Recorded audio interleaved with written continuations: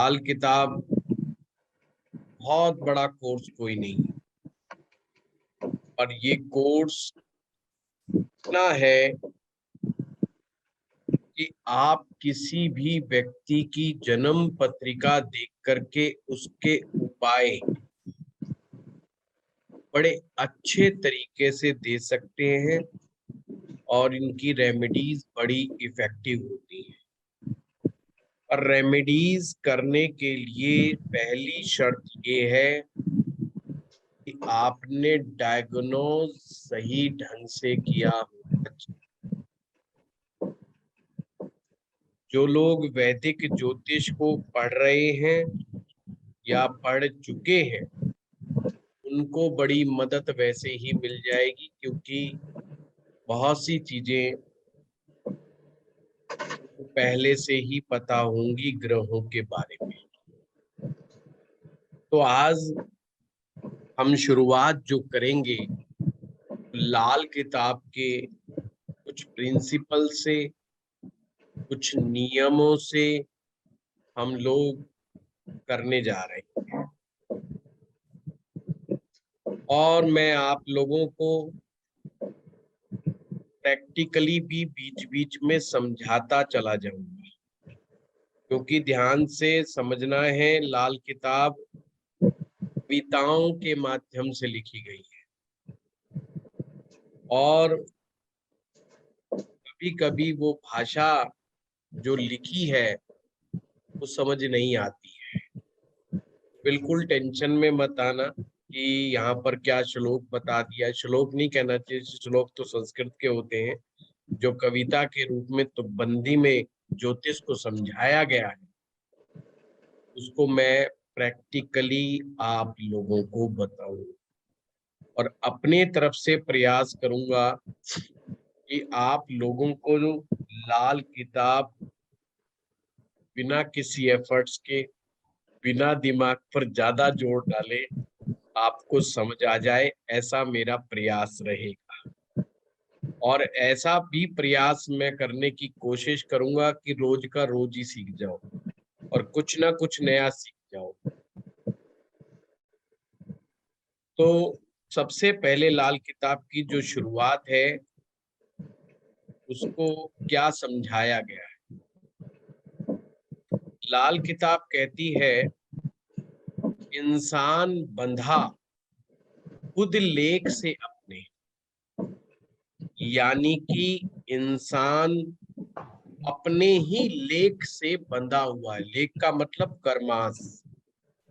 हर इंसान अपने कर्मों के साथ बंधा हुआ है। जो पास्ट लाइफ में वो कर चुका है वो लिखा जा चुका है। इसलिए वो आगे कहता है, लेख विधाता कलम से हो। विधाता यानी भगवान। भगवान ने आपका लिख दिया है जो आप कर करके आए। कलम चले खुद कर्म पर, अर्थात इस जीवन में जो हम कर्म कर रहे हैं काफी हद तक, जैसा हमारा जीवन चल रहा है,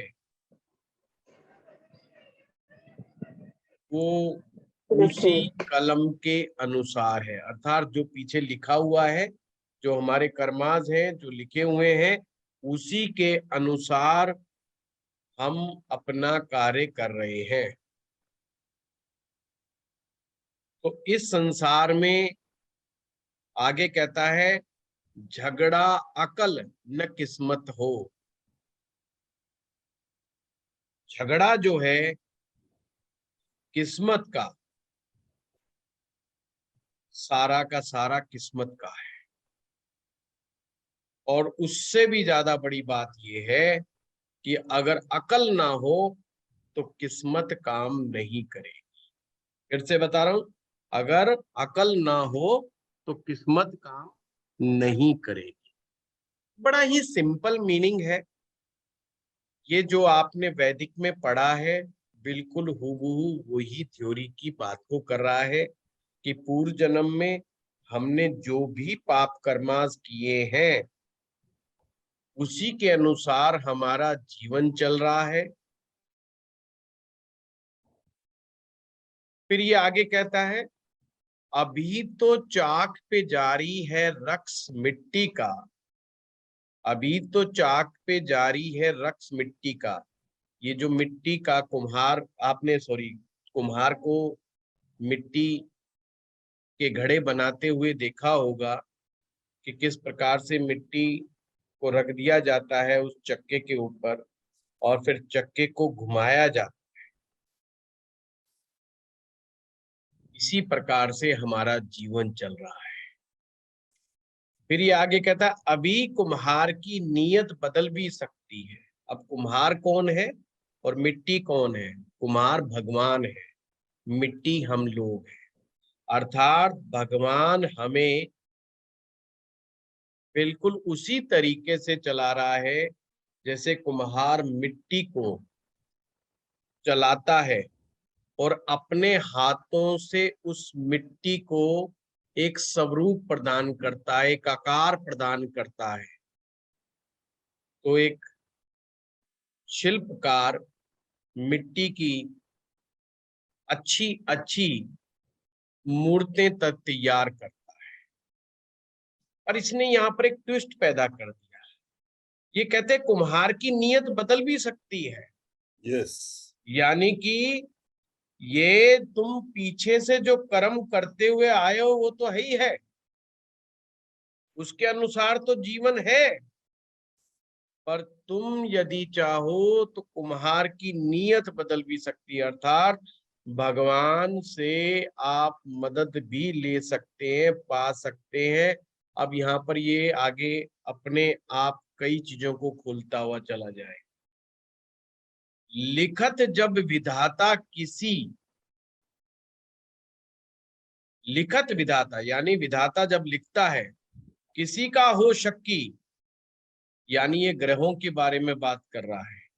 जब किस्मत लिखी जा रही थी आपकी, तो ग्रह इस तरीके से विधाता ने बिठा दिए कि उनमें आपस में एक टकराव भी जाना अनजाना पैदा कर दिया गया और जिससे एक शक पैदा हो जाता है। वो शक क्या है कि ये ग्रह हमें नुकसान करेगा कि फायदा करेगा, इस बात का हमें शक है। और अगर हमें ये हल्का सा एहसास हो जाए कि ये ग्रह हमें नुकसान पहुंचाएगा, तो लाल किताब उसको उपाय बता देती है। तो इसमें आगे लिखा है, उपाय मामूली बता देती है, ग्रह फल व राशि के टुकड़े दो करती, या रेखा में मेखा लगा देती। यहाँ रेखा का मतलब हस्तरेखा है। तो इस कथन में कहने का तात्पर्य यह है कि ज्योतिष एक शतरंज की तरह है।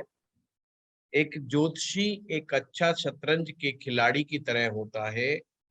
वो ग्रहों की चालों का फायदा उठा करके कुछ इस तरह से उपाय करता है जिससे ग्रह दोष से वो निकल सकता है। अब इसमें बड़ी काम की बात बता दी लाल किताब ने। वो कहती ठीक है भाई, ग्रहों की स्थितियों का आप फायदा उठा सकते हो। अगर आप इतने समझदार हो, ग्रहों की चालों को समझ सकते हो, तो आप इनकी चाल का फायदा उठा करके कुछ उपाय करके आप ग्रह की तकलीफ से बच सकते हो। यानी कि हमें तकलीफों से बचने की बात को कर दिया। पर आगे लास्ट का बहुत काम की बात उन्होंने लिख दी है। क्या लिख दी है? बीमारी का इलाज है मगर मौत का कोई इलाज नहीं। अब लाल किताब एक और बात कहती है कि अपने आप को खुदा के बच्चे मत बन जाए, कि कहीं ये सोचो कि हमें इल्म ज्योतिष लाल किताब आ गया तो अब हम खुदा बन गए। तो कहते हैं बीमारी का इलाज है, यानी कि बीमारी का मतलब किसी भी तरह की जीवन में तकलीफ। यहाँ केवल हेल्थ प्रॉब्लम की बात नहीं कह रहा, वो हर तरह की प्रॉब्लम की बात कर रहा है।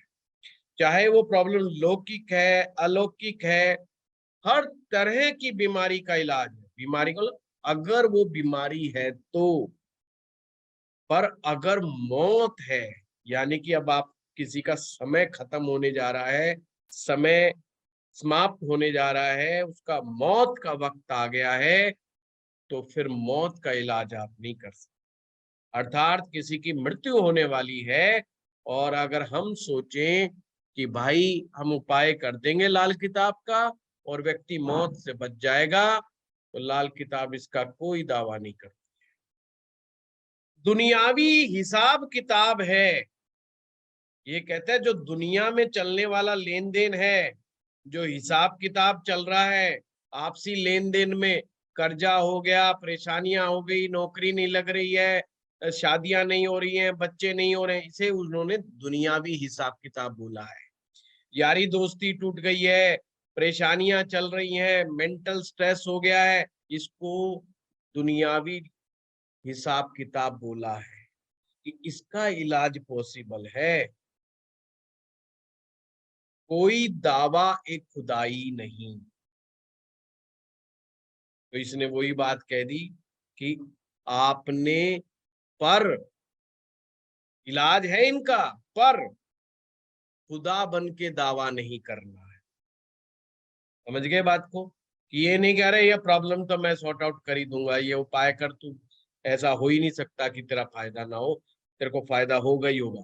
कि खुदाई, खुदाई का मतलब भगवान से लिया गया है कि आपने भगवान बन करके कोई दावा नहीं करना। तो इसका तात्पर्य फिर एक लाइन में समझा दूं कि किसी भी तरह की कोई समस्या हमारे जीवन में है तो उसका उपाय लाल किताब में लिखा हुआ है। उस लाल किताब के उपाय को अपना करके समझदारी से आप फायदा उठा सकते हो, परंतु इस बात का दावा भगवान की तरह नहीं कर सकते कि जैसे भगवान ने जो कह दिया वो 100% सत्य है। उस तरीके का दावा आपने नहीं करना है। बाकी दुनियावी हिसाब किताब के सारे खेल सॉर्ट आउट हो सकते हैं, पर मौत आने पर या मौत के नजदीक आने पर कोई उपाय काम नहीं करे, उसका कोई उससे रिजल्ट नहीं होगा। तो कोई ये ना सोच बैठे कि मामला क्या है और क्या नहीं। ये सिंपल एक इंट्रोडक्शन था जो लाल किताब पहले से ही अपने आप को स्पष्ट कर रही है कि क्या चीज को लेकर के आपने चलना है और किस चीज को लेकर के नहीं चलना है। ज्योतिष विद्या, मैं बार बार कहता हूं, अहंकार की विद्या है और व्यक्ति सीखते सीखते कब अहंकारी हो जाता है उसे खुद को नहीं पता लगता कि वो कब अहंकार में आ गया, और वो इस तरह के दावे करने लग जाता है कि वो हर तरह का सॉल्यूशन जानता है। तो उस तरीके का दावा लाल किताब के जानने वाले को नहीं करना है। आगे चल करके लाल किताब इसमें नहीं लिखा, कहती है कि अगर कोई लाल किताब को जानेगा भगवान की मदद से, भगवान की मदद कहीं पर भी आएगी, अलौकिक शक्ति कहीं पर भी आएगी, तो अगर आप लाल किताब पढ़ोगे तो वहां एक शब्द आएगा गैबी ताकत। गैबी ताकत, गैबी ताकत अलौकिक शक्ति।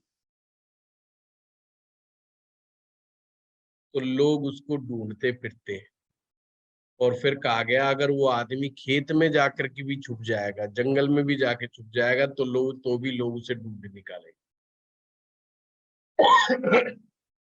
मतलब वो इतना इलमगार हो जाएगा, इतना इलम का अच्छा हो जाएगा, तो लोग उसको जहां मर्जी वो चला जाए, लोग उसको ढूंढते ढूंढते उसके पीछे आएंगे, क्योंकि लोगों को अपनी समस्याएं सॉर्ट आउट करवाने के लिए उस व्यक्ति की जरूरत पड़ेगी। और लाल किताब मामूली उपाय बताती है। मामूली का यहाँ पे तात्पर्य का मतलब है कम कीमत वाले। यहाँ से मामूली का मतलब वो नहीं, कम पावर नहीं है, यहाँ पर कम कीमत से मतलब कि जो इसके उपाय होते हैं लाल किताब के वो कॉस्टली नहीं होंगे, वो बहुत ही साधारण होंगे, इजीली करने लायक होंगे वो उपाय आपको करने हैं, और साथ में अकल का इस्तेमाल पूरा का पूरा आपने करना। अब हम आगे बढ़े। लाल किताब में जब हम ग्रहों की चर्चा करते हैं तो गुरु ग्रह का स्थान नंबर 1 पर आता है। तो आपको ये बड़ी अजीबोगरीब बात लगी, उसने गुरु ग्रह को सर्वप्रथम रखा है। जैसे हमने वैदिक में पढ़ा तो हम सूर्य को सबसे पहले लेते हैं, तो यहाँ पर गुरु ग्रह सबसे पहले हो। इसलिए कोई भी लाल किताब आप उठा करके देख लीजिएगा, जब ब्यौरा दिया हुआ होता है ग्रहों का, वहां पर सबसे पहले गुरु से स्टार्ट किया जाए। गुरु को लाल किताब ऑक्सीजन मानती है, श्वास मानती, कहते बिना ऑक्सीजन के जीवन ही पॉसिबल नहीं है, बाकी तो बातें सब बात की। अर्थात इस ब्रह्मांड में जितनी हवा है, अब इसको बड़े ध्यान से समझना, एक एक लाइन समझते जाओगे, लाल किताब दिमाग में घुसती चली जाएगी, और जितना लाल किताब दिमाग में घुसेगी, इलाज करना उतना ही आसान होता चला जाएगा आपके लिए।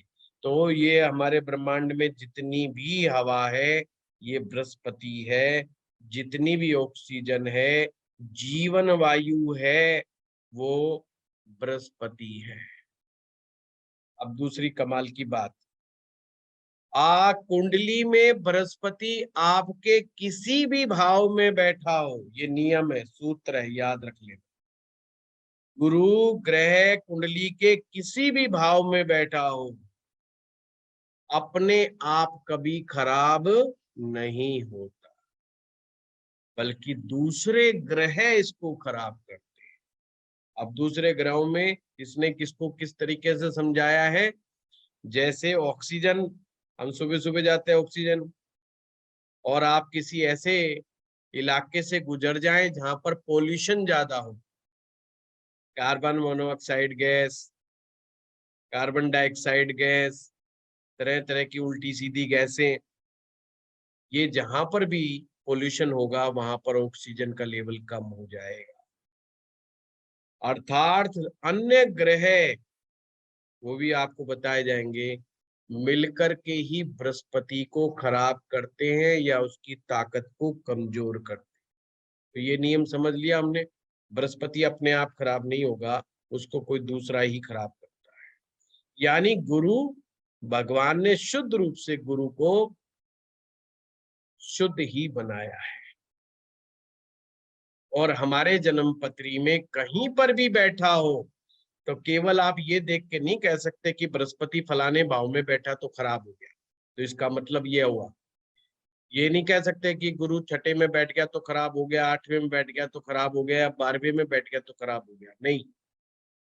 लाल किताब कहती है इस चीज का डिसीजन इस बात से नहीं होगा कि गुरु कौन से खाने में बैठा है, कौन से भाव में बैठा है, बल्कि दूसरे तरीकों से इसको डिसाइड किया जाएगा कि गुरु अच्छा है या बुरा है। तो आज हम गुरु से ही स्टार्ट कर रहे हैं, और गुरु के बारे में जो कारक चीजें हैं, एक आध पॉइंट को छोड़ करके सभी की सभी वही हैं जो आप वैदिक ज्योतिष में सीख के आए।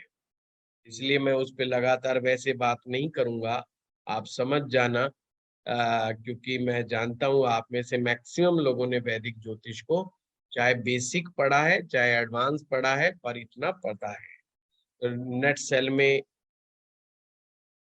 बृहस्पति हमारी शिक्षा का कारक है, हमारे ज्ञान का कारक है। बृहस्पति अलौकिक ज्ञान का कारक है। तो इसके लिए लाल किताब कैसे शुरुआत करती है बृहस्पति को समझने के लिए, हम फिर से चलते हैं।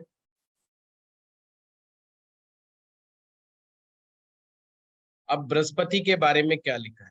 अच्छा, मैं एक और बात बता दूं, इसके नोट्स आएंगे आपको, पर धीरे धीरे नोट्स बनेंगे। मैंने अभी नोट्स नहीं बनाए हैं। मैं चाहता हूं कि मैं पहले वीडियो में आप लोगों को सिखाऊं, बताऊं, और फिर उसका नेट सेल निकाल करके नोट्स बनाऊं, फिर आपको दूं, तो आपके वो नोट्स बहुत कीमती नोट्स हो जाएंगे। सीधा सीधा सिर्फ आपने नोट्स खोलने होंगे और तुरंत चीज समझ में आ जाएगी। जब भी कभी आप कुंडली खोलेंगे, अगर ग्रह बृहस्पति समझ में नहीं आ रहा, सिर्फ उन नियमों को देखना है और नियम को देखते ही तुरंत समझ जाओगे कि बृहस्पति किस हालात में बैठा है और यहाँ पर मुझे क्या निर्णय लेना है, साथ में कौन सा उपाय करना है बृहस्पति को ठीक करने का, और उसको किस तरह से समझा जाए, तुरंत समझ में आ जाए। बृहस्पति विधाता यानी बृहस्पति को भगवान कहा है, जगत गुरु कहा है, ब्रह्मा जी, ब्रह्मा जी का मतलब क्रिएटर। तो लाल किताब कहती है जुपिटर जो है क्रिएटर है, जगत गुरु। आगे कहती है दो रंग दुनिया, दो रंग दुनिया के रंग देखो दोनों देखो, मगर आंख दुख न जाए अपनी ना देखो। अब इसका तात्पर्य मैं बताता हूं। इसका मतलब है इस संसार के दो रंग हैं, और वो दो रंग कौन से हैं? एक है लौकिक, एक है अलौकिक या परलौकिक कह दो। एक इस जहान, उसको दो जहान भी कहा जाता है, कि एक ये वाला जहान जिसमें संसार में हम रहते हैं, और एक ऊपर का जहान जिसे हम स्वर्ग लोक बोलते हैं। दो जहान है, और बृहस्पति दोनों जहान का मालिक है, यानी लोक और परलोक दोनों का मालिक बृहस्पति है। बृहस्पति के पास दोनों का ही ज्ञान है, अर्थात उसमें दुनियावी ज्ञान भी है और उसमें अलौकिक ज्ञान भी है। तो पहले तो कुंडली में हम ये समझेंगे कि हमारा बृहस्पति कैसा है, लौकिक ज्ञान वाला बृहस्पति है या अलौकिक ज्ञान वाला बृहस्पति है। इस चीज को हमें समझना हो, तो सबसे पहले हम यही चीजों को समझेंगे। फिर आगे क्या कहता है, दोनों जहान देखने, देखने का मतलब समझना है, मतलब इस संसार को भी समझना है हमें और परलोक को भी समझना है, हमने उसका भी ज्ञान ग्रहण करना है। दोनों ड्यूटी बता दी कि दुनियादारी भी बहुत जरूरी है और ऊपर के संसार का ज्ञान भी बहुत जरूरी है। ऐसा नहीं कि एक ही काम करो, दुनियादारी सीख लो, तो भी मामला गलत है। दोनों ही तरह की चीजें हमें सीखनी पड़ेगी। पर देखो इस निगाह से कि चाहे आपकी निगाह खुद की, उसमें परेशानी आ जाए, पर दूसरे किसी को परेशानी नहीं होनी चाहिए। अर्थात आप जो भी ज्ञान ग्रहण करते हो, जो भी कर्म करते हो, उस कर्म करते समय आपका बेशक खुद का नुकसान हो जाए, पर दूसरे का किसी का नुकसान नहीं होना चाहिए। फिलॉसफी है जुपिटर की कि किसी दूसरे को सताना नहीं है। अब आप ये देखेंगे, जब जैसे जैसे आप लाल किताब पढ़ेंगे ना, आपको ऐसे लगेगा कि इसमें गूढ़ अध्यात्म छिपा हुआ है। जो आप गूढ़ आध्यात्मिक पुस्तकों में जो ज्ञान देखते हैं, तो जीना कैसे है हमें, इस संसार में रहना कैसे है हमें, लाल किताब डायरेक्टली आपको एक एक लाइन में समझा रही है। ये लाल किताब की खूबसूरती है कि लाल किताब रहना कैसे है, इस संसार में जीना कैसे है, उसको डायरेक्ट रूप से बता रही है। ये केवल और केवल नियमों के फल को नहीं कह रही, अपितु हमें इंस्ट्रक्शंस भी देती जा रही है कि क्या करना और क्या नहीं करना है, वो बिल्कुल ज्ञान दे रही है। अब इसमें आप सभी जानते हैं कुंडली के 12 भाव बना लीजिए अपनी। पहले ये जानेंगे कि आपका बृहस्पति आपको कौन सा ज्ञान लेकर के पैदा हुआ है। तो सर अपनी कुंडली बना लें? वैसे ही ब्लैंक बना लो, ओके। अपनी बना लो, और उसमें अपनी कुंडली में सिर्फ ये लिख दो कि बृहस्पति कौन से भाव में बैठा है, कौन से खाने नंबर में बैठा है। ठीक है ताकि सर। आप तुरंत पकड़ में, भाई आज आज आप क्लास अटेंड कर रहे हो, आज भी तो कोई फायदा होना चाहिए, आज कोई चीज सीख के जानी चाहिए कि नहीं जानी चाहिए। आज आपको पता तो चलेगा कि भाई मेरे बृहस्पति में कौन सी ताकत है, वो क्या समझा रहा है, हम क्या चीज लेकर के आए हैं अपने साथ, है ना।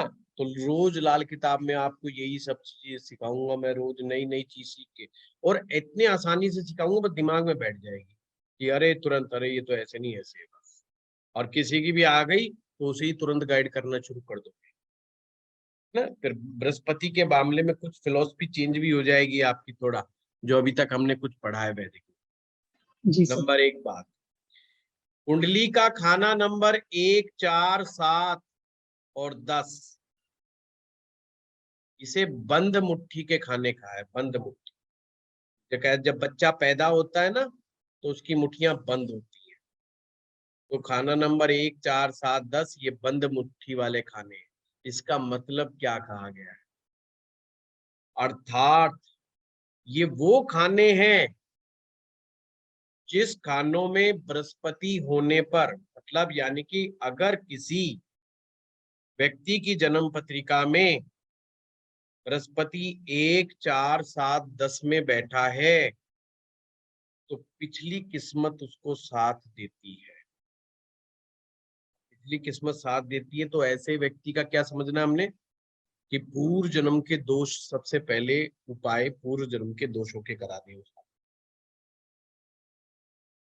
पूर्व जन्म के दोष वही हैं जो आपने वैदिक में पढ़े हैं, गुरु चंडाल दोष, चंद्र ग्रहण लगा हुआ है, सूर्य ग्रहण लगा हुआ है, अंगारक दोष लगा हुआ है, विष दोष बना हुआ है कुंडली के अंदर, ये सब पूर्व जन्म के दोष है। कोई ग्रह नीच राशि में बैठा हुआ है ना, तो ये सब पूर्व जन्म के दोष माने जाते हैं। जब भी मैं कहूँ पूर्व जन्म के दोष तो समझ लेना भाई ये। तो यानी कि अगर किसी का बृहस्पति 1, 4, 7, 10 में बैठा है, अगर आप उसके पूर्व जन्म के दोष का उपाय नहीं करोगे तो कोई उपाय फल नहीं देगा। अब मान लीजिए आपने ये तो बता दिया कि तुम्हारा बृहस्पति 7वें भाव में बैठा है, तुम फला फला उपाय कर, और उसने कर लिया, करने के बाद आके बता रहा है साहब मेरा तो फायदा ही नहीं हुआ। तो वो क्यों नहीं हुआ, तो उसमें स्पष्ट रूप से भाई पहले इसको तो पिछले पुण्यों का ही हिसाब किताब मिलना है। जब तक ये पीछे से लिंक नहीं करेगा और पीछे का टैक्स चुकता नहीं करेगा, इसको अगला कर्जा नहीं मिलेगा। जैसे आप बैंक से लोन ले लेते हो, तो जब तक आप एक लोन को क्लियर नहीं करते और आप कह दो जी एक तो मैं पिछले महीने ले गया था, अब दूसरा लोन और पास कर दो, बैंक कहेगा भाई पहले पहले वाला तो चुका दे, तो दूसरे की तो बाद में बात करेंगे हम, पहले तू एक चुका दे फिर बाद में बात करेंगे। तो ऐसे ही पूर्व जन्म में जो भी हमारे द्वारा कोई भी बुरा कर्म हुआ है, कोई भी गलत कर्म हुआ है, जब तक उसका टैक्स चुकता नहीं करेंगे, टैक्स चुकता करने के कई तरीके लाल किताब में बताए गए, तो आपको धीरे धीरे पता चलेगा, उसी तरीकों से उपाय होते हैं। तो किस्मत साथ नहीं देगी, अर्थात उपाय काम नहीं करेगा। तो देखो अब इसमें हमें समझ में आ गया, जिनके भी 1, 4, 7, 10 में बैठे हैं तो उन्होंने अपना समझ लेना है कि कोई पूर्व जन्म का दोष, और पूर्व जन्म का दोष बता दिया मैंने, कोई ग्रह नीच का बैठा है, कोई ग्रह पाप पीड़ित में बैठा हुआ है, या ग्रहण दोष लग गया, विष दोष लग गया, काल सर्प दोष लग गया, सर्प दोष हो गया, पितृ दोष हो गया, ये सब पूर्व जन्म से संबंधित है। तो उन्हें पिछले जन्म का ही किस्मत का हिसाब किताब मिलता है। अब आगे बढ़ी, खाना नंबर 3, सर 5, एक बार 9, दोष बता 11 दीजिए प्लीज। है। क्या हो गया? दोष बता दीजिए एक बार प्लीज। इंद्रजीत जी आते रहेंगे, मैंने बताया ना, सूर्य ठीक ग्रहण, चंद्र ग्रहण, विष दोष, गुरु चंडाल ठीक। दोष, अंगारक दोष, काल सर्प दोष है, आते ओके रहेंगे। ओके। फिर भी मैंने एक इशारा समझा दिया है, बहुत सारे दोस्त तो आप लोगों को बता दिए। और इसमें भी एक चैप्टर आएगा ऋण का।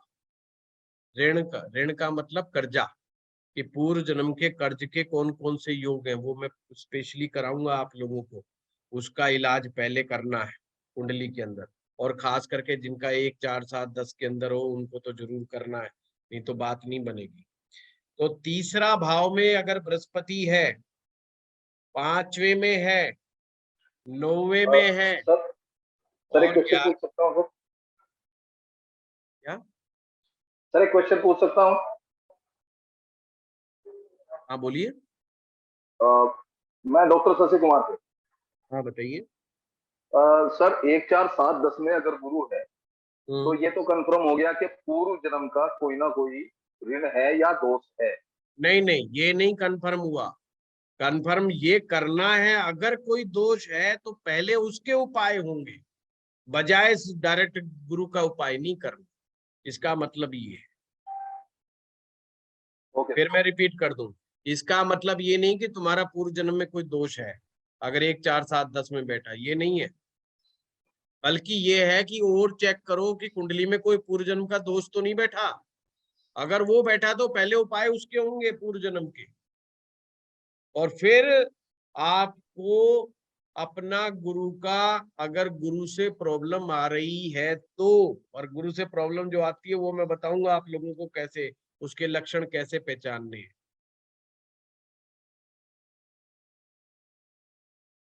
समझ गए? ये दोष नहीं है, मैंने पहले ही नियम बताया है। गुरु किसी भी खाने में बैठ जाओ वो खराब नहीं होता, उसको जी दूसरे बिल्कुल। लोग खराब करते हैं, है ना। इसीलिए कहते हैं एक साधु सन्यासी के लिए बहुत इंपॉर्टेंट है कि वो किसके साथ उठता बैठता है। एक साधु सन्यासी के बदनाम होने का सबसे ज्यादा खतरा रहता है। अगर वो किसी गलत आदमी के साथ उठना बैठना शुरू कर दे या किसी गलत आदमी के साथ दोस्ती गांठ ले, तो सबसे बड़ा असर उसी के ऊपर पड़ने वाला है। उसका बदमाश आदमी का कुछ नहीं बिगड़ने वाला, वो दारूबाज वाले का कुछ नहीं बिगड़ने वाला। अगर एक दारूबाज आदमी रोज एक साधु के पास आके शाम को कुटिया में बैठने लग जाएगा तो दारूबाज का कुछ नहीं बिगड़ना, साधु का जरूर बिगड़ जाएगा। लोग कहेंगे ये साधु भी बदमाश है, ये भी एक आधा पैक लगाता ही होगा, तो नुकसान उसी का है। तो ये वही बात समझाई गई है, चाहे किसी भी भाव में हो, वो नहीं है जिम्मे। तो इसका सिंपल मायने ये था कि पिछले का हिसाब किताब हमने उपाय जरूर करना है। जैसे कि किसी का बृहस्पति दशम में बैठा है, अब दशम का जो बृहस्पति होता है ये नीच राशि का बृहस्पति माना जाता है। एक चीज और क्लियर कर दूं, इस लाल किताब में उच्च के ग्रह और नीच के ग्रह वो ही माने जाएंगे जो वैदिक में माने जाते हैं। बस फर्क इतना है, आपने ये थोड़ा समझना होगा कि जैसे बृहस्पति कर्क राशि में उच्च का होता है तो यहाँ खाना नंबर 4 में उच्च का माना जाएगा, यानी कि चौथे भाव में बृहस्पति बैठा तो उच्च का माना जाएगा। जैसे शनि जो है तुला राशि में उच्च का होता है तो ये कौन से खाने में उच्च का हो जाएगा? 7वें भाव में उच्च का हो जाएगा। तो मतलब ये उच्च नीच के वैसे मानने, जैसे बुध ग्रह मीन राशि में नीच का हो जाता है, तो बुध अगर किसी का 12वें में बैठा है तो हमने ये समझना है बुध नीच का हो गया जी, या बेशक वो किसी राशि में बैठा। क्योंकि मैंने आप लोगों को बताया था काल पुरुष की ही कुंडली काम करती है, लाल किताब में काल पुरुष की ही कुंडली मानी जाएगी। समझ गया? जैसे मंगल उच्च का मकर राशि में होता है तो 10वां भाव में मंगल उच्च का होता है। वही चीजें चलेंगी, बस बस यहाँ भाव को लेकर के चलना। ठीक है, तो उसी से हमारी चीज कंफर्म हो जाएगी। अब ये दूसरी बात क्या कह रहे हैं, अगर किसी का बृहस्पति तीसरे में, 5वें में, 9वें में और 11वें में आ जाए तो ये जो है किस्मत इसमें पीछे से नहीं जुड़ी होती। इस समय के जो रिश्तेदार होते हैं, बंधु बांधव होते हैं, मित्र होते हैं, उनके साथ तुम्हारी किस्मत जुड़ी हुई है। पहले किस्मत आ रही थी पीछे से आ रही थी तुम्हारे, जो पूर्व जन्म से रिलेटेड, इसमें इस समय में आ रही है। इस समय का मतलब ये है जो इस समय प्रेजेंट में आपके रिश्तेदार हैं, अगर किस्मत में कोई समस्या आ रही है, कोई प्रॉब्लम में फंस गए हो, गुरु साथ नहीं देता। और लाल किताब में किस्मत का ग्रह है कारक, किस्मत का कारक ग्रह गुरु माना जाता है। यहाँ दो चीजें होंगी, एक किस्मत का ग्रह निकालना भी मैं समझाऊंगा आपको, पर वैसे अमूमन जब तक नहीं पता, सभी का किस्मत का ग्रह गुरु ही होता है लाल किताब में। तो एक बार ये चीज समझ लें, फिर मैं इसको अच्छे से और डिटेल में समझा दूंगा आपको। तो किसी का तीसरे भाव में बैठा है, 5वें में बैठा है, 9वें में बैठा है, 11वें में बैठा है, तो उसकी किस्मत का ताला जब खुलेगा, जब उसकी रिश्तेदारियों से हेल्प मिलेगी, उसको अपने दोस्तों से हेल्प मिलेगी, या उन लोगों से उसको हेल्प लेनी है। उन लोगों से उसको बिगाड़ना नहीं है, उन लोगों से उनको किसी भी रूप से अलग थलग नहीं पड़ना है। तो अभी यहाँ पे देखो, साथ साथ लाल किताब आपको इंस्ट्रक्शंस भी देती जा रही है। आप देखेंगे पूरी लाल किताब में जैसे ही कोई नियम आता है, वहां पर इंस्ट्रक्शन भी आ जाती है, भाई तुमने ये करना और ये नहीं करना है। तो यहाँ पर तुम्हें रिश्तेदारों से नहीं बिगाड़नी है। रिश्तेदारों से बिगाड़ेंगे तो फिर किस्मत पूरा पूरा साथ नहीं देती है। उनके साथ जितनी बना के चलोगे उतना ही बढ़िया रहेगा, किस्मत साथ देती रहेगी। अब एक और है, दूसरा भाव, छठा भाव, 8वां भाव, 12वां भाव। 2, 6, 8, 12 अगर इनमें बृहस्पति बैठा है तो ये अलौकिक शक्ति लेकर के पैदा हुआ है। ऐसे व्यक्ति के पास अलौकिक शक्तियां होंगी। अब अलौकिक शक्ति का मतलब ये मत समझना जादू की शक्ति कोई है वो छड़ी घुमाएगा कुछ का कुछ हो जाएगा, नहीं नहीं। अलौकिक शक्तियों का मतलब ये है कि अगर ऐसा व्यक्ति भगवान का ध्यान करता है, भगवान को मानता है, भगवान के साथ कोई संबंध स्थापित करता है, तो परमात्मा उसको मदद पहुंचाता है डायरेक्ट, यानी कि डायरेक्ट भगवान की मदद उसको मिलती है। दूसरा, ऐसा व्यक्ति अगर कोई ज्ञानवर्धक चीज सीखे, जैसे ज्योतिष का काम कर ले, कि ज्योतिष का कार्य वो करने लग जाए, या कोई प्रवचन करने लग जाए, अध्यात्म से जुड़ करके कोई कार्य करने लग जाए, तो डायरेक्ट भगवान उसको मदद करने लगे। समझ में आ रही बात? उसमें अलौकिक शक्तियां पहले से ही है। समस्या एक ये है कि ऐसा आदमी इन चीजों में कामयाब तो बहुत जल्दी हो जाता है, पर उसको कमाने की अकल नहीं है, यानी पैसा इकट्ठा कर ले उस बात की कोई नॉलेज नहीं। वो अकल इसको इस संसार में सीखनी पड़ेगी। अब देखो यहाँ एक बात सी समझ में आ गई कि वो व्यक्ति की लाइफ कैसी होगी, बिल्कुल सीधा साधा होगा, भोला भंडारी होगा, ज्ञान का हुनरमंद होगा, ज्ञानी होगा, भगवान में भक्ति भाव रखने वाला होगा, बस पैसा कमाना नहीं आता हो। टीचर होगा तो उम्दा किस्म का टीचर हो जाएगा, और पैसा कमाना नहीं आता हो। तो फिर ऐसे आदमी को क्या करूं? अब ऐसे आदमी को समझाना कि तेरे को चालाकी सीखना है, तेरे को चालाक बनना है। उसको आपने वो ज्ञान वाली बात नहीं करनी कि नहीं नहीं बहुत सीधा आदमी बन जा तू, सीधा नहीं। उसको कहना थोड़ा बहुत झूठ सच बोलना भी सीख ले। देखो लाल किताब ने कितनी बात की है, बिल्कुल कलयुग वाली बात कर एकदम। वो कह रही है अगर इस जिंदगी में कामयाब होना है और अगर तुझे पैसा कमाना है तो तुझे चालाक बनना पड़ेगा, यानी कि बुध ग्रह का सहारा लेना पड़ेगा। अगर तू बुध का सहारा नहीं लेगा तो भाई ठन ठन गोपाल हो, यानी जेब में पैसा। ज्ञानी होगा, सारे लोग तेरे को मानेंगे, सब लोग रेस्पेक्ट करेंगे, पर पैसा नहीं होगा, पैसे की कोई गारंटी नहीं। अब यहाँ 3 चीजें आपके सामने, 3 केस आ गए। पहला केस बंद मुट्ठी का आया है, जिसमें उसको किस्मत की हेल्प जो मिलती है पीछे पिछली लाइफ से मिलती है। दूसरा जो आ गया 3, 5, 9, 11 का आ गया, जो जिसे दुनियादारी का भाव माना जाता है। इसे आप ऐसे भी कह सकते हो, 1, 4, 7, 10 भाव को बंद मुट्ठी के भाव कहा जाता है, और 3, 5, 9, 11 भाव को दुनियादारी के भाव कहा जाता है। और 2, 6, 8, 12 ये गैबी भाव कहलाते हैं। गैबी में अलौकिक है, इनका कनेक्शन पीछे से जुड़ा हुआ है, पीछे से जुड़े हुए आए हैं। इसमें भगवान की मदद ऐसे लोगों को मिलती है, अर्थात ये लोग थोड़े से चालाक हो जाएं तो पैसा फिर खूब कमाते हैं। तो ऐसा आदमी थोड़ा बहुत झूठ बोलेगा ना तो उसका चलेगा, और ये एक शर्त और भी आगे इसमें कही गई है, ज्यादा झूठ नहीं बोलना, ध्यानी होना जरूरी है।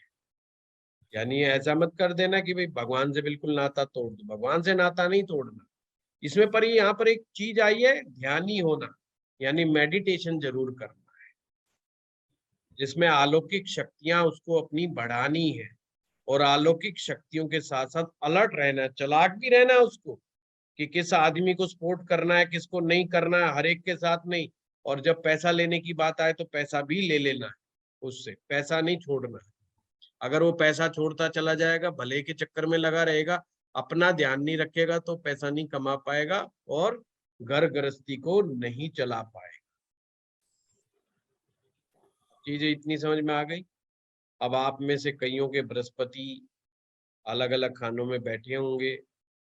अब आप लोग अपना निशान लगा लीजिए, इससे पता लग जाएगा आपको कि आपका बृहस्पति जो किस्मत का ग्रह है, किस्मत को जगाने वाला ग्रह भी यही है, इसी के हाथ में बहुत सारी शक्तियां हैं।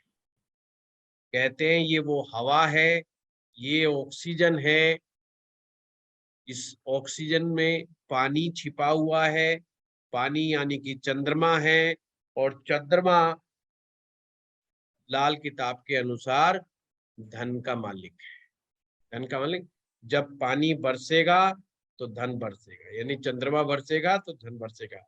इसीलिए गुरु और चंद्रमा का जो मेल है वो धन का योग कहलाता है। गुरु और चंद्रमा मतलब एक ऐसी हवा जिसमें पानी है, जिसमें ऑक्सीजन है, पानी है, वो वाली हवा अगर आपकी कुंडली के अंदर है तो धन बरसेगा ही बरसेगा। अर्थात लाल किताब कहती है गुरु चंद्रमा दोनों साथ हैं और खराब नहीं है। तो ये समझ लीजिए शर्त है कि धन बरसेगा ही बरसेगा उसकी किस्मत। सर मेरा 4th हाउस है, कोई नहीं रोक सकता। 4th इंद्रजीत में जी गुरु आप है। तो वैसे ही बहुत अमीर हैं, हमें पता है। आप बस मुझे ही पैसे देने में कंजूसी करती रहती हैं। वो कंजूसी छोड़नी है आपने, ये उपाय भी, पहला उपाय यही करना है, कंजूसी छोड़नी है। सर मेरा 10th हाउस में है, बट चलिए, नहीं अभी नहीं बात करनी, नहीं तो मैं आज जो बताने वाला हूँ मामला इधर उधर, अब क्लास शुरू ओके। हुई है ना डेमो वाली। मैं लास्ट में सभी को मौका दूंगा, ऐसी बात नहीं, क्योंकि अभी तो लाल किताब शुरू हुई है, कुछ नियम आएंगे और नियम जैसे जैसे बढ़ते जाएंगे आपके सामने से आराम से पिक्चर क्लियर होती चली जाएगी। ठीक है ना। अभी तो ये बेसिक चल रहा है ना। अभी तो हम चलेंगे, केस स्टडी के ऊपर आएंगे कि इलाज कैसे करना है, कैसे नहीं करना है। अभी तो मोटा मोटा समझा रहा हूँ मैं आपको, है ना, ताकि एकदम से थोड़ा समझ लग जाए कि चीज क्या चल रहा है, क्या नहीं चल रहा है। अब आ जाइए आप कि हम कैसे देखें कि बृहस्पति आपकी जन्म पत्रिका में, अब ये तो देख लिया कि ये बृहस्पति कैसा बैठा है, और अब हम उसी नियम के अनुसार कि बृहस्पति को खराब तो दूसरा कोई करता है। अब दूसरा कैसे करता है, अब कुंडली बनाइए, कुंडली में खाना नंबर 12 से स्टार्ट हो जाएंगे। खाना नंबर 12, खाना नंबर 1, 2, 3, 4 और 5, इसको ऐसे राउंड बना लीजिए। खाना नंबर 12, मैंने 1 नहीं बोला, खाना नंबर 12 से लेके 5 तक के बीच में किसी व्यक्ति का बृहस्पति यदि बैठा है।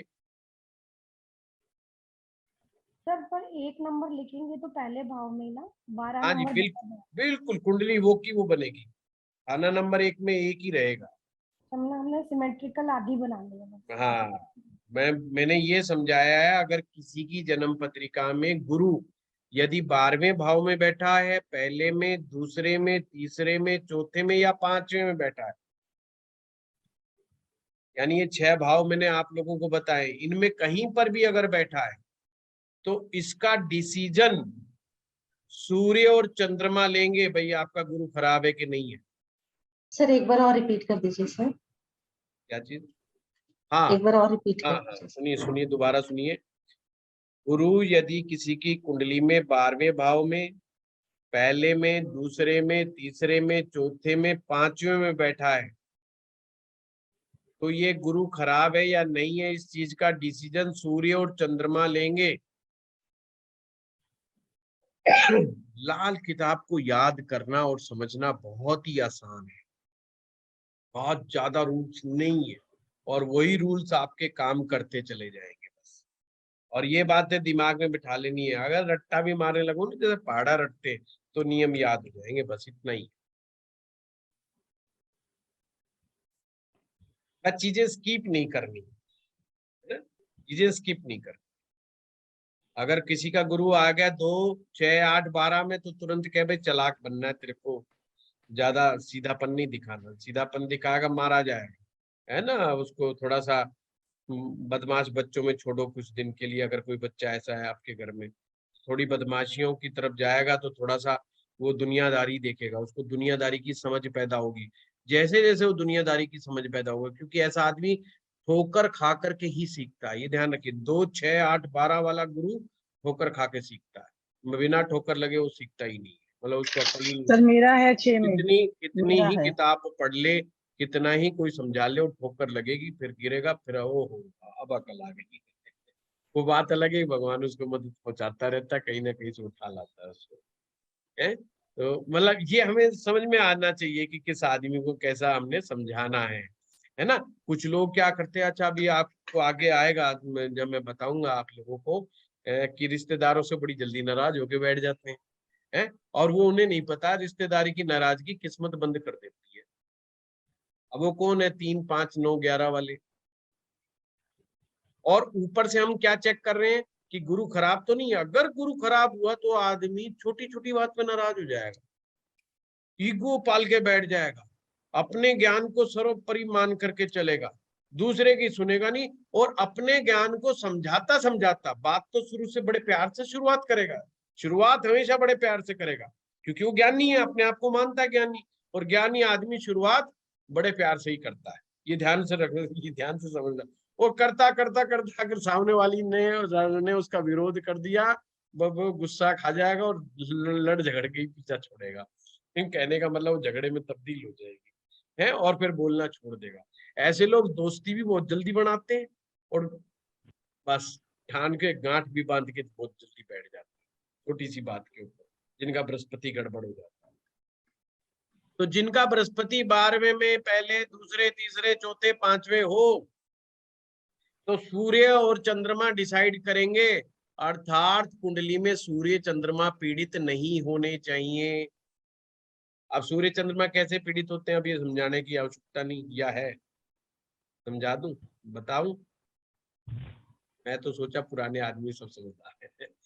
सूर्य के साथ राहु बैठा हो, सूर्य के साथ केतु बैठा हो, सूर्य के साथ शनि बैठा हो, यानी अगर उसकी जन्म पत्रिका में सूर्य के साथ राहु बैठा हो, केतु बैठा हो, या शनि बैठा हो, तो मामला गड़बड़, तो गुरु माना जाएगा गड़बड़। अब यहाँ पर एक बड़ा काम की बात, समझने वाली बात है। वैदिक ज्योतिष में और लाल किताब में, दोनों में एक बात बड़ी अच्छी कही गई है गुरु के बारे में, कि गुरु पहले भाव में बैठा हो सर्वोत्तम, कहा गया कि नहीं कहा गया? पर लाल किताब यहाँ कहती है अगर ऐसे में सूर्य ग्रहण लग रहा हो या चंद्र ग्रहण लग रहा हो और गुरु पहले में बैठा हो, ठन ठन गोपाल, कुछ नहीं है पल्ले, यानी वो फल नहीं देगा। तो आपको कई बार ऐसे संजोग मिलेंगे कि कुंडली में गुरु लगन पर बैठा हुआ है पर गुरु रिजल्ट नहीं दे रहा, क्योंकि गुरु के बारे में तो लिखा क्या है, वो लिखा है कि 100 दोषों को, 1000 दोषों को, कोई पुस्तक लिखती है कि 100 दोष दूर हो जाते हैं, कोई लिखता है कि 1000 दोष दूर हो जाते हैं। और लगन पे बैठा हुआ गुरु दिग्बली भी होता है भाई, इस बात में भी कोई गलत बात नहीं लिखी, बात तो ठीक बिल्कुल लिखी है। पर कई ऐसे लोग भी मिलेंगे जिनका गुरु लगन पे बैठा हुआ है और वो किस्मत वैसे नहीं बरस रही जैसे बरसनी थी। अब गुरु की किस्मत कैसे होती है, देखो ध्यान से समझना। उस आदमी को हाथ पैर नहीं चलाने पड़ते, पैसा अपने आप आता है। तो समझ लेना गुरु काम कर रहा अपना बहुत बढ़िया तरीके से। वो आदमी जाकर के 4 बात भी बोल देगा तो भी पैसा आ जाएगा। मतलब इतनी भगवान की कृपा होती है। लगन पर गुरु हो, वो अच्छे से काम कर रहा है कि नहीं कर रहा है, ये इस बात की निशानी है उसको हार्डवर्क जिंदगी में नहीं करना पड़ रहा। अगर लगन में गुरु बैठा है और फिर भी वो हार्ड वर्क कर रहा है तो समझ लो गुरु में गड़बड़ है, कहीं ना कहीं परेशानी है कि या तो सूर्य पीड़ित है या चंद्रमा पीड़ित है, तो उनकी कुंडली में, समझ गए बात को। तो कई जगह लिखा मिलेगा कि गुरु यहाँ पर अच्छा होता है, तो लाल किताब हमें ना ये बड़ा शॉर्टकट कट दे देती है।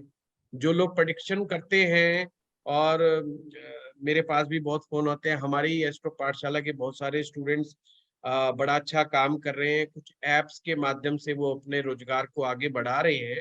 अब उनके साथ चैलेंज ये हो जाता है कि कुंडली, वो मुझे फोन करके कहते हैं जी कुंडली सामने होती है और हम भूल जाते हैं जी कि इसके क्या बोलूं क्या ना बोलूं, तो अचानक से भूल गए। तो लाल किताब सीखने का फायदा ये है कि आपको शॉर्टकट बड़े आ जाएंगे तुरंत समझ में आ जाएगा। अगर आपने देखा रे ये तो सूर्य ग्रहण वाली कुंडली है, चंद्र ग्रहण वाली कुंडली है, ओहो इसमें तो पकड़ लो, इसमें देखो गुरु गड़बड़ हो गया। अगर गुरु देखो कहाँ बैठा हुआ है, अगर ये गुरु यहाँ बैठा हुआ है तो हो भाई ये तो गुरु पीड़ित हो गया, इसका तो मामला गड़बड़ है, इसीलिए बेचारा ये किस्मत का रोना रो रहा है। तो हमें एकदम समझ में आ जाए। सर क्लियर सूर्य ग्रहण चंद्र ग्रहण दिए होते हैं कुंडली में? हाँ, जहाँ राहु बैठा है, जहाँ सूर्य के साथ अगर राहु बैठ जाए, सूर्य के हाँ। साथ अगर हाँ। केतु बैठ जाए तो ग्रहण लग जाता है। ऐसे ही चंद्रमा के साथ है, चंद्रमा के साथ यदि राहु बैठ जाए या चंद्रमा के साथ केतु बैठ जाए तो ग्रहण लग जाए। जी सर सर। यहाँ पे दृष्टि नहीं देखेंगे, सिर्फ बैठा होगा तभी देखेंगे ना? मैडम जी दृष्टि की बात करूंगा मैं, परंतु लाल किताब की दृष्टियां अलग है, इसलिए मैं बात नहीं कर रहा हूं अभी दृष्टि के ऊपर। तो अभी हम सिर्फ साथ में बैठने का ही समझिए बस। हाँ भाई इतना समझ लो, उतना तो कामयाब है। आज कूदते फिरोगे इतना समझ में आ जाएगा आपको कि एक उसमें ही इतना कुछ सीख गए, इतना तो 6 महीने में नहीं सीखा था। ठीक है, चंद्र चंद्र के साथ क्या बताया आपने? शनि राहु केतु? वही राहु केतु शनि, यही 3 ग्रह ऐसे हैं, राहु केतु शनि ऐसे हैं, ये सूर्य चंद्रमा को नहीं छोड़ते। मतलब ये इनके साथ बैठ जाए तो इनका भट्टा बिठा देते हैं। बहुत सिंपल है, बहुत सिंपल है ना, कोई ऐसी टेंशन वाली बात नहीं है। अब इतना समझ में आ गया, सब सिंपल है। तो इससे पता चल गया हमें कि भाई गुरु जो है बेचारा फंसा हुआ है। किस जब भी गुरु फंसा हो तो ऐसे समझना कि किस्मत का ग्रह फंसा हुआ, किस्मत में कहीं ना कहीं रो रहा है, कहीं ना कहीं टांग अड़ रही है, बीच में बात नहीं बन रही। हाँ गुरुजी एक चीज बताइए, खाना नंबर 8 में अगर मकर का गुरु है तो इसे नीच माना जाएगा कि खाना नंबर 10 को नीच का? खाना नंबर 8 में आ रहा हूँ, अभी तो अभी आ रहा हूँ। है। खाना नहीं, खाना नंबर 10 में नीच का माना जाएगा अगर ये प्रश्न है तो आपका। जी मकर में नहीं माना जाएगा ना? राशि को नहीं मान रहा ना वो, ठीक ठीक ठीक, वो क्लियर भाव को क्लियर मान रहा है ना। जी आपका काम आसान कर दिया जी जी जी। है ना, सिर्फ भाव याद रखो, वो काम आसान कर दिया तो। और भी अब ये कहता है कि अगर किसी का गुरु खाना नंबर जो है 6वें में, 7वें में, 8वें में, 9वें में, 10वें में, 11वें में, फिर से बोल रहा हूँ, 6वां, 7वां, 8वां, 9वां, 10वां, 11वां, अगर किसी का गुरु यहाँ बैठा है तो इसका डिसीजन मंगल ग्रह करेगा कि गुरु खराब है कि नहीं खराब है। यहाँ मंगल डिसाइड करेगा कि गुरु खराब है कि नहीं खराब। अगर मंगल अच्छा तो गुरु ऑटोमेटिक अच्छा, और मंगल अगर यहाँ पर फंस गया, लाल किताब में मंगल बुरे को बदमंगल बोला गया है। वो आगे मैं आपको डिटेल में भी बदमंगल के ऊपर हम चर्चा करेंगे, पर मोटा मोटी आप मंगल बद कैसे होता है ये मैं आपको बता दूं। 3 पॉइंट है मुख्य रूप से जो मंगल को बद कर देते हैं, मुख्य रूप से 3 है, बाकी छोटे मोटे और भी हैं, पर ये मेन है। अगर ये आ गए तो जो मंगल बद हो गया, और अगर मंगल बद हो गया और अगर गुरु 6 से लेके 11वें तक के बीच में बैठा है तो समझ लो बेचारा गुरु भी फंस गया। अब क्या होता है कि जैसे गुरु खाना नंबर 9 में बैठ जाए तो एक तरह से देखा जाए वैदिक ज्योतिष से तो भाई बहुत अच्छी बात होगी, और ऐसे में मंगल पिट जाए बेचारा तो उसको गुरु अच्छे के परिणाम नहीं मिलेंगे। क्लियर कट हुई बात? तो मंगल बद कैसे होगा? अगर सूर्य शनि कुंडली में साथ हो जाएं तो ये हमेशा याद रखना, ये सूत्र हमेशा काम आएगा लाल किताब में। अगर सूर्य शनि एक साथ बैठ जाएं तो उस कुंडली का मंगल बद माना जाता है। बद का मतलब बुरा, और उसे मंगल के भी बुरे परिणाम मिलते हैं, यही बता दूं। वो हम आगे जब कभी मंगल का चैप्टर आएगा जब करेंगे, अभी गुरु के रेफरेंस में ही समझना है। कुंडली में बुध और केतु एक साथ बैठ जाएं,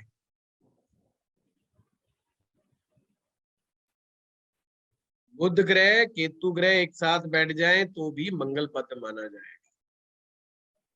और मंगल के ग्रहों में, मंगल के भाव में केतु बैठ जाए, मंगल का भाव जैसे पहला भाव मेष राशि है ना, काल पुरुष की लेकर के चल रहे हैं, अगर मान लो पहले भाव में केतु बैठ जाए, तीसरे भाव में केतु बैठ जाए, आठवें भाव में केतु बैठ जाए, फिर से रिपीट कर रहा हूं, पहले भाव में केतु बैठ जाए, तीसरे भाव में केतु बैठ जाए और आठवें भाव में केतु बैठ जाए तो मंगल बद माना जाए। और मंगल बद होते ही गुरु गड़बड़ हो जाता है। इवन जिनका मंगल चौथे भाव में बैठ जाता है वो नीच का हो जाता है। तो लाल किताब के जानकार मानते हैं कि अगर ये ऐसे चौथे भाव में भी मंगल बैठ जाए तो मंगल तो बद ही हो गया, मतलब बुरा ही हो गया, अच्छा नहीं हुआ, तो गुरु अच्छा रिजल्ट नहीं दे पाए। और खास करके कब नहीं दे पाएगा, जब 6 से 11 के बीच में। ये हमेशा ध्यान रखना, नियम बिल्कुल इसी तरीके से चलेगा। ये नहीं कि अगर किसी का गुरु चौथे भाव में बैठा है और मंगल बद हो गया तो फिर ये नियम लागू नहीं होगा। अगर गुरु 5वें घर में बैठा हुआ है और मंगल बद हो गया तो नियम लागू नहीं होगा। समझ गए ना बात? तो पहला नियम क्या है, 12 से 5 तक के में सूर्य और चंद्रमा डिसाइड करेंगे, 6 से 11 में मंगल डिसाइड करेंगे। अब मोटा मोटा एक तरीका और जो जनरल ओवरऑल गुरु को फटाफट देखने का नियम है कि कैसे माने कि गुरु पीड़ित है। कुंडली में दूसरा भाव, 5वां भाव, 9वां भाव, 11वां भाव और 12वां,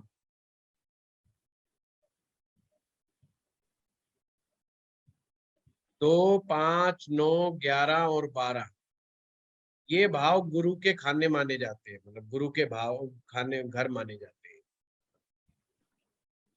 इनमें इनका शत्रु ग्रह, गुरु के शत्रु ग्रह 3 बताए गए।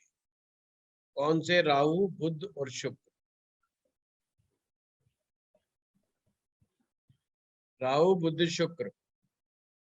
अगर इन किसी भी खाने में ये इनमें से कोई भी ग्रह बैठ जाए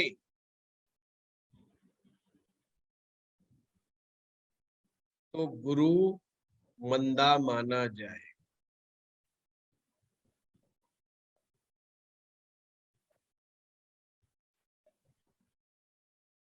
जब मैं धन भाव कराऊंगा, जब आपको ये बताऊंगा कि जो मंदा गुरु होता है वो पैसे कमाने में अच्छे होते हैं, पैसे कमाने में तेज होते हैं लोग, जिनका गुरु मंदा हो जाता है उस्ताद होते हैं। तो ये मत समझना, पर ये है कि जो जीव है, जीव का मतलब होता है जो हमारे रिलेशन होते हैं, जैसे संतान है, हमारी संतान है, संतान पे आने वाला असर है, वो चीज ठीक नहीं होगी, वो अच्छा असर नहीं देगी।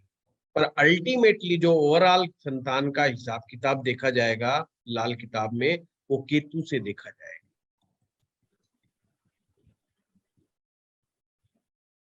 जो हम पाठ पूजा करते हैं, हम मंत्र जप वगैरह पाठ पूजा कोई भी रिचुअल करते हैं, वो गुरु है।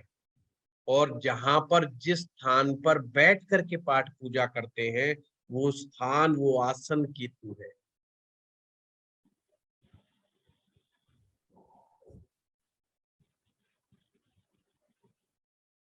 अगर केतु अच्छा तो गुरु अच्छा, केतु अच्छा तो गुरु ऑटोमेटिक अच्छा। यानी कि अब आप ये वास्तु से जोड़ करके देखा जाएगा, अगर आप पाठ पूजा सही स्थान पर बैठ करके करते हैं तो गुरु ऑटोमेटिक अच्छा हो जाएगा। और आप गलत जगह पर बैठ करके पाठ पूजा करते हैं तो गुरु अच्छा नहीं हो। तो जिन लोगों को आध्यात्मिक तरक्की चाहिए उनको अरे गहरे नत्थु खैरे जहां मर्जी देखे पाठ पूजा नहीं करनी चाहिए। आजकल देश में देखो ना, ये बड़ा हो रहा है, सड़क पे खड़े होकर हनुमान चालीसा करेंगे, ट्रेन में बैठ के करेंगे, हवाई जहाज। ओ भाई, ये सब पागलपंथी है, ये अपने गुरु को खराब कर रहे हैं। एक आदमी कुएं में पड़ रहा है तो बोला उसकी देखा दे हम भी कुएं में पड़ेंगे, ये क्या मतलब है? बोला एक आदमी पांव उल्टे करके सो रहा है तो हम भी पांव उल्टे कर करके सो, ये पांव ऊपर उठा के सोएंगे, ये क्या मतलब हुआ?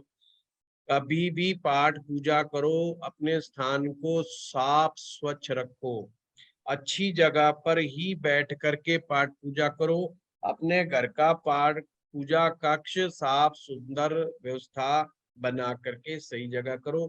निश्चित स्थान बनाओ पाठ पूजा का और उसी स्थान पे बैठो। और आसन की महत्ता बहुत ज्यादा है, ध्यान रखना, आसन की महत्ता बहुत ज्यादा है। तो आज आपको समझ में आ गया, आसन तो केतु है। जिस स्थान पर बैठते हो उस स्थान को गड़बड़ नहीं करना आप लोगों ने। अच्छा, इतना समझ में आ गया?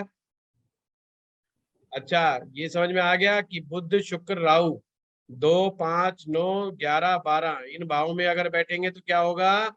गुरु मंदा हो जाएगा। और मंदा जो असर माना जाता है कुछ मामलों में अच्छा नहीं माना जाता, पर कुछ मामलों में अच्छा माना जाता है। देखो, गुरु अगर थोड़ा सा मंदा हो ना, थोड़ा सा हल्का मंदा हो तो कोई दिक्कत नहीं है। आप संसार को चलाने के लिए पैसा भी अच्छा से कमा जाओ। पर अब आपने देखना है, मैंने कितने सारे तरीके बताए गुरु के मंदे होने का देखने के, बहुत सारे तरीके बता दिए मैंने आप लोगों को। अगर ये सारे उसमें नियम अप्लाई हो गए, मतलब वो हर तरह से मंदा दिखा रहा है गुरु, तो भाई फिर मामला खराब हो जाएगा। फिर उसके क्या क्या लक्षण आएंगे? फिर उसके बहुत सारे लक्षण क्या आएंगे? पहली बात, पहली निशानी दादा का सुख। 16 साल की आयु से पहले ही दादा उसके, या तो उसके पैदा होने के बाद दादा नहीं होंगे, या पैदा होने से पहले दादा मर चुके होंगे, या 16 साल तक आते आते दादा का सुख नहीं रहेगा। अब किसी किसी मामले में ये भी देखा जाता है कि दादा तो होता है पर दादा के साथ संबंध कुछ नहीं होता है, दादा पोता की आपसी मुलाकात ही नहीं होती। हेलो, इसमें कुछ नहीं है, पर बस वो गायत्री मंत्र से ही करे जाओ, है ना? मैं भी क्लास में हूँ, बाद में बात। बेटा तू उठा लिया कर इनको, है ना? रहने दे, अब तो हो गई बात। हाँ, तो हम थे दादा के ऊपर, तो दादा के सुख में कमी आ जाती है, शिक्षा पूरी ग्रहण नहीं कर पाते। या कुछ बच्चे आपने देखा होगा ना, 10वीं तक सोचते हैं कि हम कुछ और पढ़ेंगे, 12वीं में आके कहते हैं हम कुछ और पढ़ेंगे, फिर एकदम अचानक से रूट चेंज कर देते हैं। नॉन मेडिकल पढ़ते पढ़ते कॉमर्स में चले जाएंगे या आर्ट में चले जाएंगे, चेंज कर देंगे, या इंजीनियरिंग करते करते कुछ और ही शिक्षा पढ़ने शुरू कर देंगे, कुछ और ही ज्ञान ग्रहण करना शुरू कर देंगे। शिक्षा में बदलाव लेकर के आना, शिक्षा अधूरी छूट जाना, बीच में गैप लेकर के शिक्षा का पूरा होना, मतलब झटके खा खा करके पास होना है, ये सब गुरु के कमजोर मंदे की निशानियां हैं। फालतू बोलना, बिना मांगे सलाह देना, और कोई सलाह ना माने तो उससे नाराज हो जाना। रात ने मेरी बात मानी नहीं, जा तेरी मेरी खत्म कहानी है। जब तेरे को समझाया था ऐसे नहीं ऐसे करियो, तो तूने किया क्यों नहीं है? और उसके ऊपर चढ़ाई चढ़ा दे कर दे, तो ये गुरु के मंदे होने की निशानी। तो आपको जो चीजें लिखवाई है ना, इनमें कोई ना कोई जरूर आपको लक्षण उसमें मिलेगा कि हाँ, या तो बुध शुक्र राहु उन खानों में बैठा मिलेगा, या आपको 12 से 5 वाले में सूर्य चंद्रमा पीड़ित मिलेंगे, या 6 से 11 में आपको मंगल बद मिलेगा। तो ही ये सब लक्षण आपको आएंगे से। और गुरु नए नए बदलता होगा। गुरु नए नए बदलने का मतलब मैं समझाता हूँ। आपने कभी कभी देखा होगा ना, एक आदमी कभी तो आसाराम का भगत हो जाता है, कभी राम रहीम का भगत हो जाता है, कभी किसी का भगत हो जाता है, कभी वो क्या बोलते हैं साईं बाबा का भगत हो जाता है, कभी नए गुरु कोई आ जाता है मार्केट में, उसके पीछे पीछे हो लेता है, कभी किसी को फॉलो करता है, कभी किसी को फॉलो करता है, और जिसको फॉलो करता है उसकी मार्केटिंग बड़ी जबरदस्त करता है, बड़ी उसकी तारीफ करेगा कि इससे ये तो अल्टीमेट गुरु है और इससे बढ़िया तो कुछ हो ही नहीं सकता। कहने का मतलब ये होता है बड़ा अच्छा सेल्समैन होता है। अगर वो किसी की तारीफ करने पर आ जाए तो एकदम चढ़ा देता है उसको, इससे बढ़िया तो कोई चीज ही नहीं हो सकती। इसलिए मंदे गुरु वाला व्यक्ति को आप सेल्समैनशिप की तरफ ले जाओगे तो बढ़िया रहेगा। तो सेल्समैनशिप बच जाती, तारीफ बड़ी अच्छी कर देगा और ज्यादा बोलने वाला होगा तो सेल्समैन अच्छा ही होगा। बिना मांगे सलाह देने वाला सेल्समैन में यही चाहिए, कोई पूछे ना पूछे भाई खरीद ले मेरी चीज है, उसको उससे थोड़ी लेना देना कि अगले को जुड़ता है कि नहीं है। उस मामले में वो अच्छा हो जाता है। तो भूल करके भी ये नए नए गुरु नहीं बदलने चाहिए।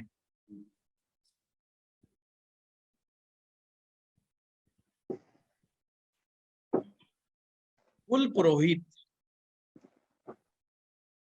के पास साल में कम से कम एक बार जा करके जरूर उन्हें दान दक्षिणा देनी चाहिए। अगर ये कुल पुरोहित का अपमान नहीं करना चाहिए, ब्राह्मण का अपमान नहीं करना चाहिए। गुरु के मंदे का होने का और फल बचपन में ही लीवर से रिलेटेड तकलीफ होना, फेफड़ों में समस्या होना। दादा के सुख में कमी वाला पॉइंट एक बार बता दीजिए।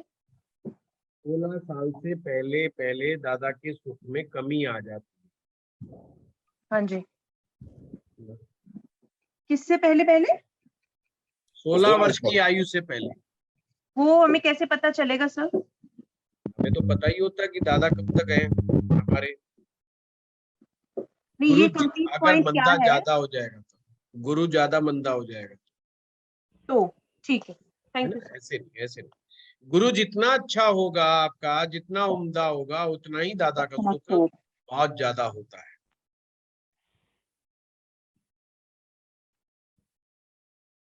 अब म्यूट कर लीजिए अब अपने आप को।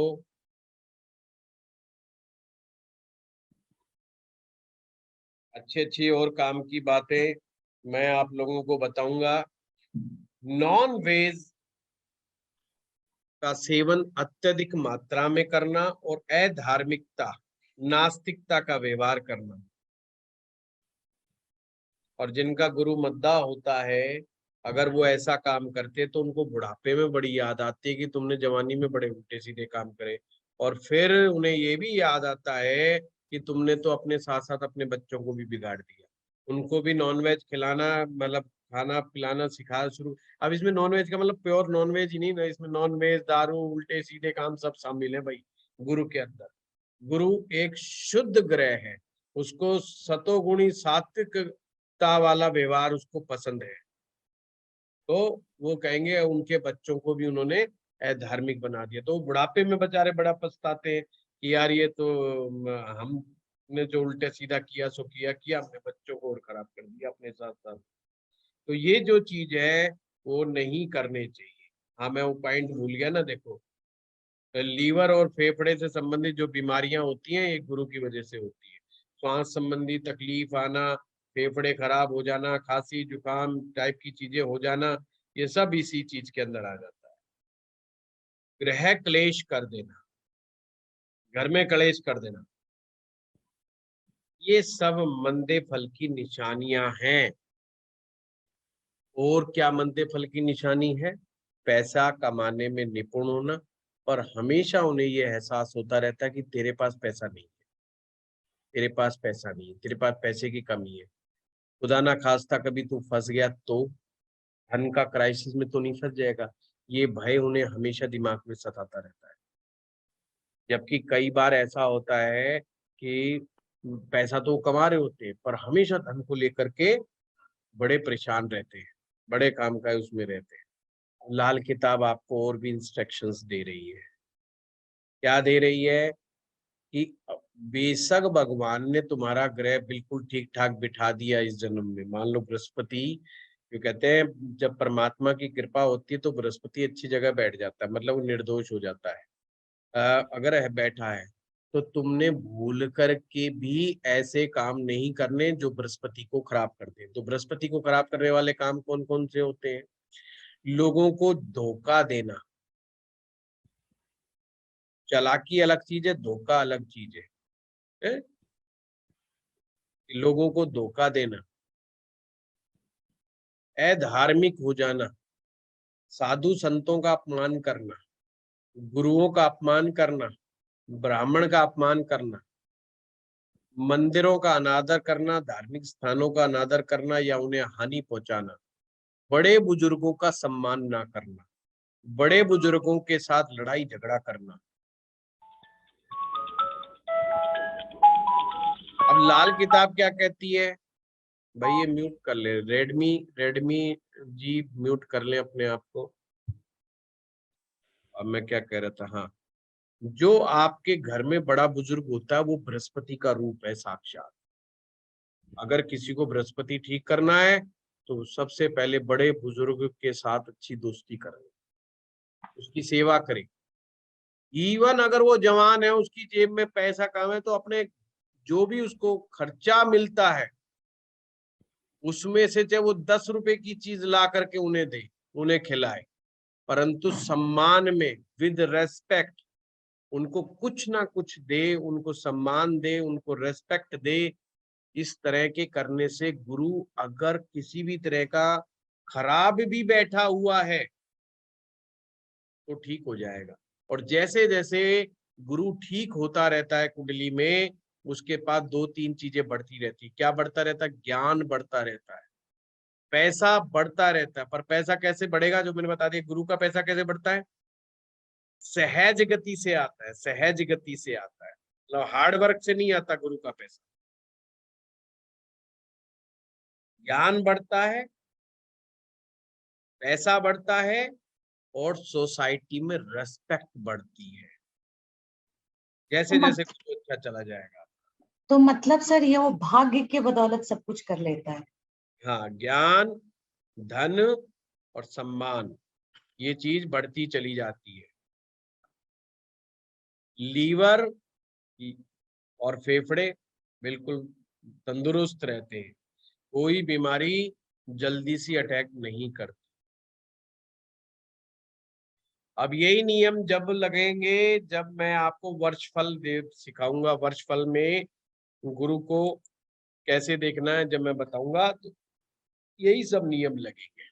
तो बृहस्पति को शुभ करने के लिए जो अपने घर में बड़ा बुजुर्ग है वो ही बृहस्पति का रूप है। दूसरा, अगर किसी ब्राह्मण के पास, आप कुल पुरोहित के पास आप जाते हैं तो वो भी गुरु का रूप है। किसी मंदिर में जाते हैं, वहां पे बैठा हुआ पुजारी वो भी गुरु का रूप है। अगर आप किसी आध्यात्मिक साधु संत को मानते हैं और उनसे मंत्र दीक्षा लेते हैं, वो भी गुरु का रूप है। पीपल का पेड़ गुरु का रूप है, क्योंकि पीपल में ऑक्सीजन है। और मैं फिर वहीं से बात ले जाऊंगा, मैंने कहा था गुरु ग्रह ऑक्सीजन है। ये कुंडली की भी ऑक्सीजन है और हमारे जीवन की ऑक्सीजन भी है, गुरु ही। सर ये पीपल के repeat पेड़ पे जल चढ़ाना, पीपल के पेड़ को सींचना, पीपल के पेड़ ज्यादा से ज्यादा लगाना गुरु ग्रह को ठीक बना देता है। गुरु का वास सोने में है, स्वर्ण, सोना, गोल्ड। अच्छा गुरु, कुंडली में अच्छा गुरु सोना कहलाता है और मंदा गुरु पीतल कहलाता है। कई कविताओं में जब लाल किताब पढ़ोगे लिखा आएगा कि जो है आपका गुरु पीतल हो गया, इसका मतलब ये है कि वो मंदा हो गया। और जिन्हें पीला पुखराज पहनना है गोल्ड में पहनने से वो अच्छा हो जाएगा। और अगर कुछ आपका गुरु पहले से ही बहुत अच्छा है और आप कमा नहीं पा रहे, ज्यादा ही सात्विक हो गए, ज्यादा ही पाठ पूजा करने लग गए, तो उस आदमी को पीतल के अंदर जो है ना, पीतल में जो है सुनहला पहना दो, वो ठीक ठाक बैलेंस आ जाएगा। शरीर में सोना धारण करना अच्छा है, इससे गुरु ठीक हो जाता है। केसर जो है, भी रुक जा थोड़ा सा यार, केसर जो होती है वो भी गुरु का रूप है। केसर का तिलक लगाना, दूध में डाल करके केसर पीना, और केसर ना मिले तो हल्दी, हल्दी का तिलक लगाना माथे पर, या दूध में हल्दी डाल करके दूध पीना, ये सब बृहस्पति को अच्छे करने के उपाय हैं। अब चने की दाल तो हम सभी के घरों में होती है। देखो लाल किताब की क्या फिलॉसफी है, यही फिलॉसफी है कि अपने घर में रखी हुई चीजों से ही आपने काम करना है। और साथ में यहाँ तक समझाया गया है कि अगर ये चीज ना हो तो इसका उपयोग, जैसे अगर कई जगह लिखा आएगा कि गले में सोने की चेन धारण करें, तो साथ में ये भी होगा अगर गले की में सोने की चेन नहीं धारण कर सकते, भाई इतना पैसा नहीं है तो चिंता का विषय नहीं है, पीले रंग का धागा पहन ले। पीले रंग का धागा पहनने से भी सोने की चेन वाला इम्पैक्ट आएगा, ये लाल किताब कहती है। तो हल्दी से, पीले धागे से, इन छोटी छोटी चीजों से आप इलाज कर सकते हो। चने की दाल से आप इलाज कर सकते हो। इस तरह के रेमेडी करके आप गुरु को शुभ बनाने का प्रयास कर सकते हैं। गुरु की फिलॉसफी ये है कि ज्यादा पाठ पूजा में नहीं जाना, ज्ञान की तरफ जाना है, और जितनी भी पाठ पूजा करनी है ज्ञान के माध्यम से करनी। ज्ञान के माध्यम मतलब पहले लॉजिक को जानना है, यूं नहीं कि किसी ने कुछ भी कह दिया भाई ये कर लो वो कर लो, लग गया बस हो गया शुरू, नहीं। लॉजिक को पक्का करना है, ज्ञान ग्रहण करना है, फिर आपने काम करना है। तो वो द्वारा की गई पाठ पूजा अच्छी पाठ पूजा मानी जाएगी, तो वो पाठ पूजा गुरु को शुभ करेगी। अब आपने देखा होगा कई लोग है ना सारा दिन पाठ पूजा, सुबह भी पाठ पूजा में लग रहे हैं, मंदिर में बैठे 2-2 घंटे तक, शाम को भी भाग गए मंदिर में देखो ये गुरु को खराब होने की निशानी है। ये मैं आपको बता दूं, इससे गुरु खराब हो जाता है। मैंने आपको लोगों को कल बताया था, कोई न्यूली कपल्ड आदमी है, न्यूली कपल है और वो उसको लगा दो पाठ पूजा के अंदर, भाई गुरु ग्रह खराब हो जाएगा। गुरु ग्रह खराब हो जाएगा, आगे औलाद कैसे पैदा होगी, आगे बच्चा नहीं होगा, बड़ी भारी समस्याएं पैदा हो जाती। तो हमें लाल किताब एक एक स्टेप पर बताती है कि कब कहाँ क्या करना चाहिए क्या नहीं करना चाहिए, और दुनिया में क्या चीज सही है क्या गलत है, और किस काम के लिए बताती है। दोनों ही तरह का ज्ञान देती है। इस जहान का ज्ञान भी देती है और उस ऊपर जहान का उसका अलौकिक ज्ञान भी देती है हमें। वो गुरु के द्वारा हमें पता लगता है। ठीक है, आज इतना ही बहुत है, फिर अभी थोड़ा थोड़ा करवाएंगे आप लोगों को, एक साथ ज्यादा करवा देंगे तो दिक्कत हो जाएगी। सर एक बात पूछ लूं जरा? हाँ हाँ हाँ, आप पूछ सकते हैं आप बात। मैंने ना ये पता करना था कि आपने बताया कि दूसरे 5वें 9वें 11वें और 12वें गुरु को मंदा करने का काम बृहस्पति सॉरी क्या नाम शुक्र बुध और राहु करता है। नहीं अरविंद जी, मैं फिर से बता रहा हूँ, हाँ जी, राहु बुध और शुक्र ये 3 ग्रह नोट कर लो। गुरु के शत्रु, हाँ जी। अगर ये ग्रह हाँ कुंडली के दूसरे भाव में अच्छा, या 5वें में जब या 9वें में या 11वें में या 12वें में बैठ जाए, हाँ जी हाँ जी हाँ जी हाँ जी, हाँ तो हाँ, गुरु मंदा हो जाएगा। तो गुरु बंदा होगा। जैसे मान लो 9वें भाव में किसी का शुक्र बैठ गया, हाँ हाँ हाँ तो हम मानेंगे भी गुरु मंदा हो गया। हाँ, या 5वें में बुध बैठ गया, या 5वें में शुक्र बैठ गया, या किसी का 5वें में राहु बैठ गया, तो हाँ हम जी। कहेंगे गुरु मंदा हो गया। मैंने ये पूछना था, अगर यानी कि बुध क्या कहते हैं नीच का हो, हाँ बुध या शुक्र अस्त के हों, तो हाँ, क्या किया कहा जाए? देखिए पहली बात तो ये शत्रु है इसके। हाँ अगर बुध नीच का हो गया हाँ, तो गुरु ऐसे ऑटोमेटिक उम्दा हो जाता है। पर ठीक है। वहां पर एक एक चीज का बड़ा ध्यान रखना चाहिए, जैसे कि मैंने कहा गलती से वो बहुत ज्यादा पाठ पूजा में ना चला जाए। ठीक है। अगर वो ज्यादा पाठ पूजा में चला जाएगा तो कमा नहीं पाए, हम्म, बाकी ठीक है। बाकी तो अच्छी बात हो गई गुरु के लिए। हाँ, गुरु के लिए अच्छा, मुझे यही पता करना। Thank you sir, thank you very much. हाँ शशि कुमार जी। जी सर, आपने चने की दाल इतना ही बोल के छोड़ दिया। चने की दाल का क्या सर दान है? नहीं, या मैंने क्या? कहा चने की दाल से भी आप उपाय कर सकते कर हैं। सकते हैं। जैसे मैं समझाता हूँ, बहुत अच्छा प्रश्न पूछा इन्होंने। अब मान लीजिए कोई आप कुंडली देख रहे हैं और देख रहे हैं, आपने पाया कि यार इसका तो गुरु ज्यादा मंदा हो गया, और उसने अपने रिजल्ट भी बता दिए बेचारे ने। रिजल्ट क्या होंगे जी? मेरी नौकरी नहीं टिकती है, मेरे को, मैं पैसा तो बहुत कमाता हूँ पर पैसा मेरे पास नहीं टिकता है, घर में पैसे की बरकत नहीं होती है, या घर में मेरे से झगड़ा सबसे हो जाता है मेरा, या मेरी मेरी जीजा से भी नहीं बनती, मेरे मौसा से भी नहीं बनती, मेरे ताऊ चाचों से भी नहीं बनती, है ना। कई बार आपको ऐसी पर्सनैलिटीज बहुत मिलेंगी घर परिवारों में ना, वो कहते हैं जी इनसे, इनकी किसी से नहीं बनती, रिश्तेदारों से खास करके नहीं बनती।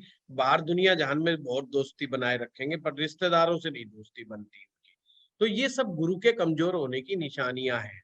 और सबसे बड़ी दिक्कत जब आती है जब हमारे पास पैसा इकट्ठा नहीं होता। असली चैलेंज आज की डेट में ये है कि हम पैसा तो कमा रहे हैं, पर जब हमें वक्त पे जरूरत पड़ती है हमें ऐसा लगता है यार कहाँ से लेके आएंगे, तो जितना पैसा था वो तो सब लग गया, खर्चे चल रहे हैं मुश्किल से बस।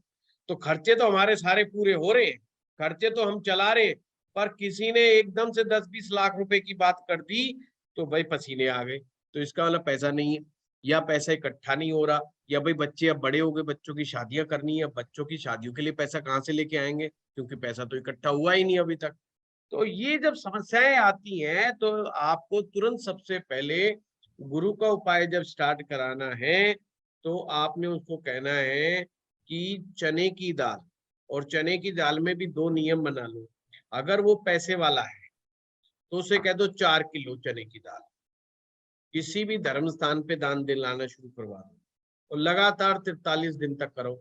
और अगर वो बेचारा के पास इतना पैसा नहीं है क्योंकि दाल भी महंगी है, तो कह दो 400 ग्राम। तो लाल किताब हर तरह का ऑप्शन देती है, वो कहती है 400 ग्राम दाल जो है धर्म स्थान में दे दो।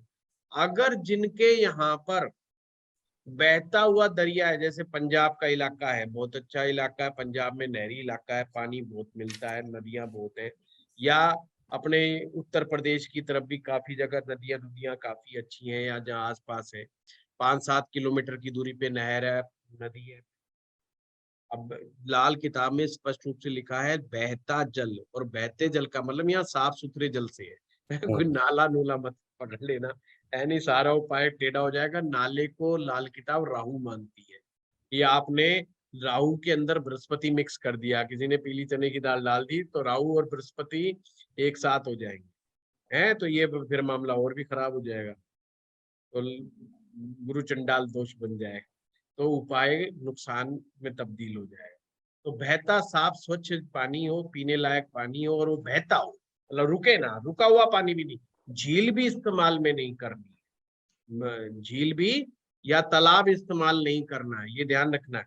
समुद्र का इस्तेमाल हो सकता है, नदी का इस्तेमाल हो सकता है, नहर का इस्तेमाल हो सकता है।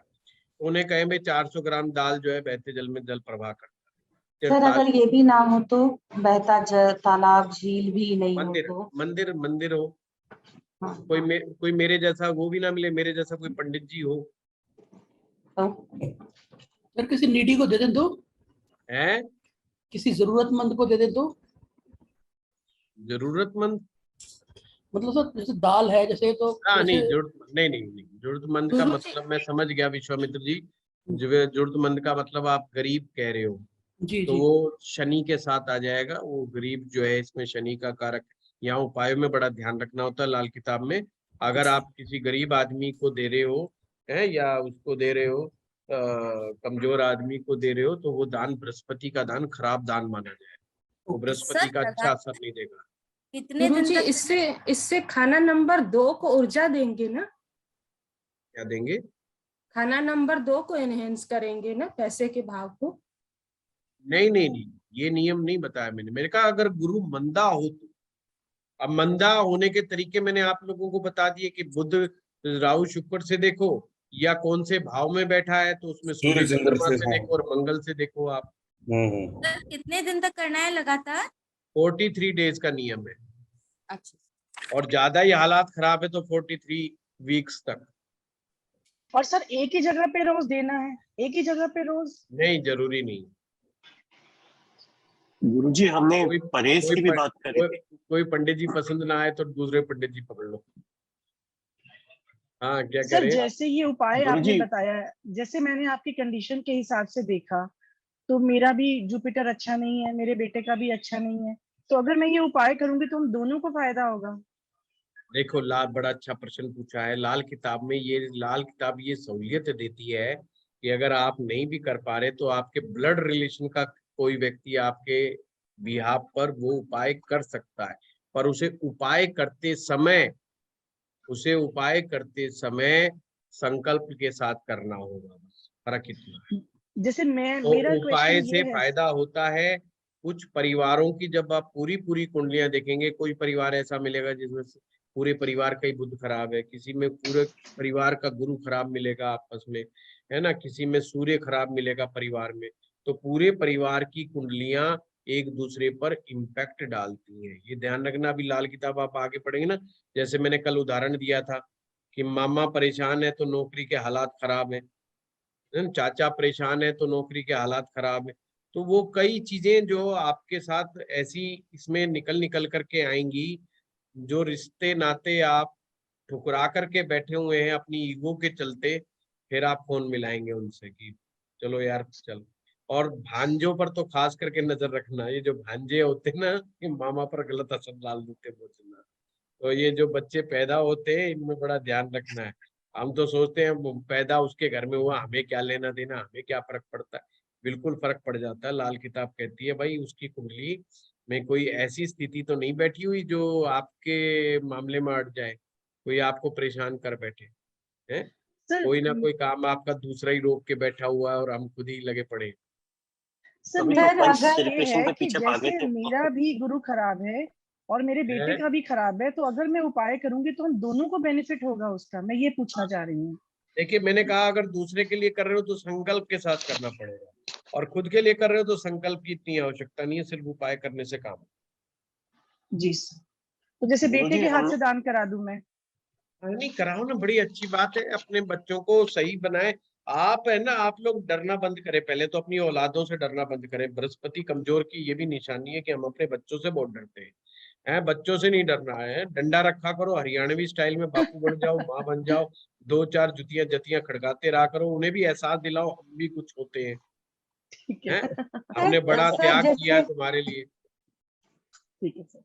सर जैसे आपने बोला कि रिश्ते नाते अगर खराब होते हैं तो ये भी मंदा बृहस्पति का कारण है, तो अगर हम अपनी तरफ से कोई गलती ना करें फिर भी रिश्ते नाते अपने आप दूर चले जाए, तो उसमें किस ग्रह को इफेक्ट, मतलब फिर क्यों होता है स्नेहा ये? जी, ये बृहस्पति खराब होने की निशानी है, क्योंकि जब बृहस्पति खराब होता है तो वो अपनी कमी पकड़ ही नहीं पाता है।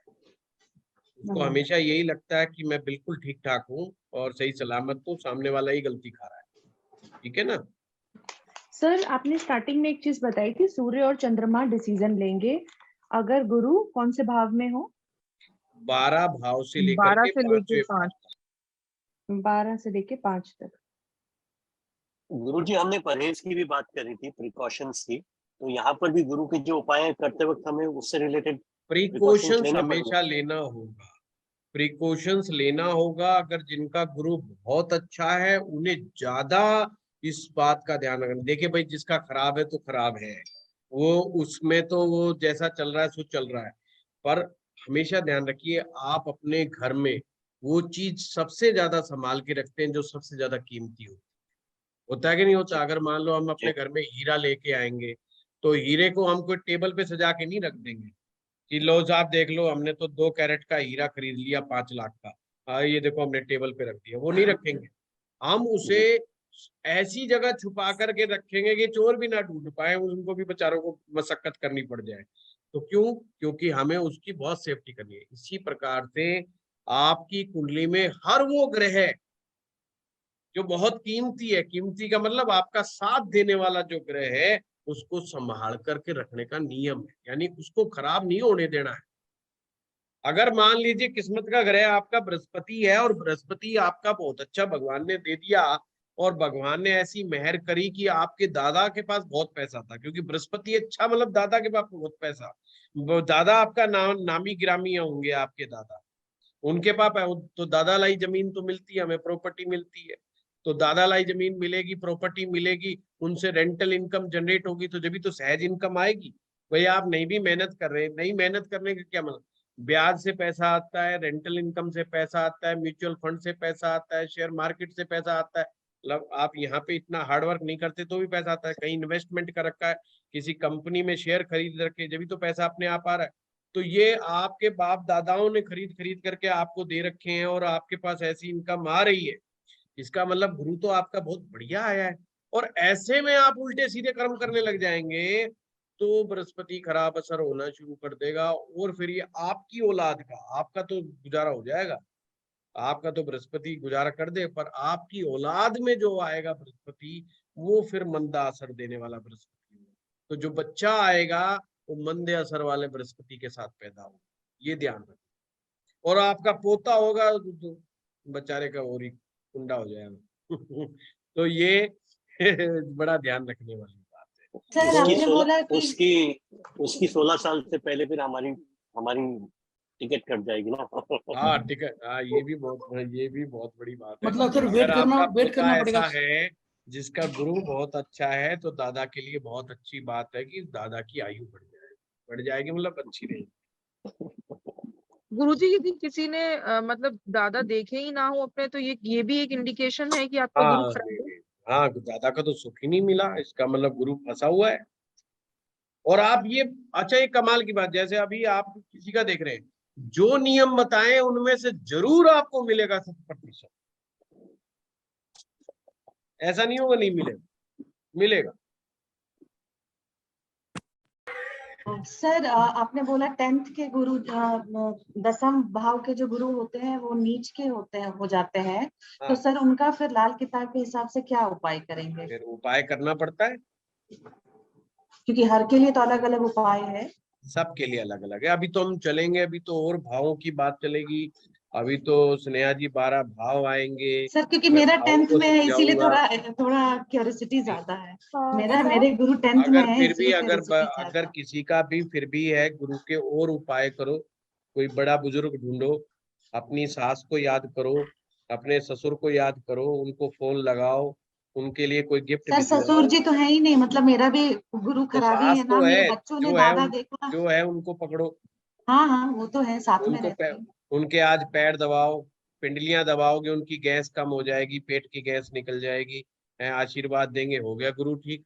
देखो कितना अच्छा है, आपको नो साइड इफेक्ट का उपाय, कोई साइड इफेक्ट नहीं होगा। वो अच्छा जरूर होगा, नुकसान बिल्कुल नहीं होगा।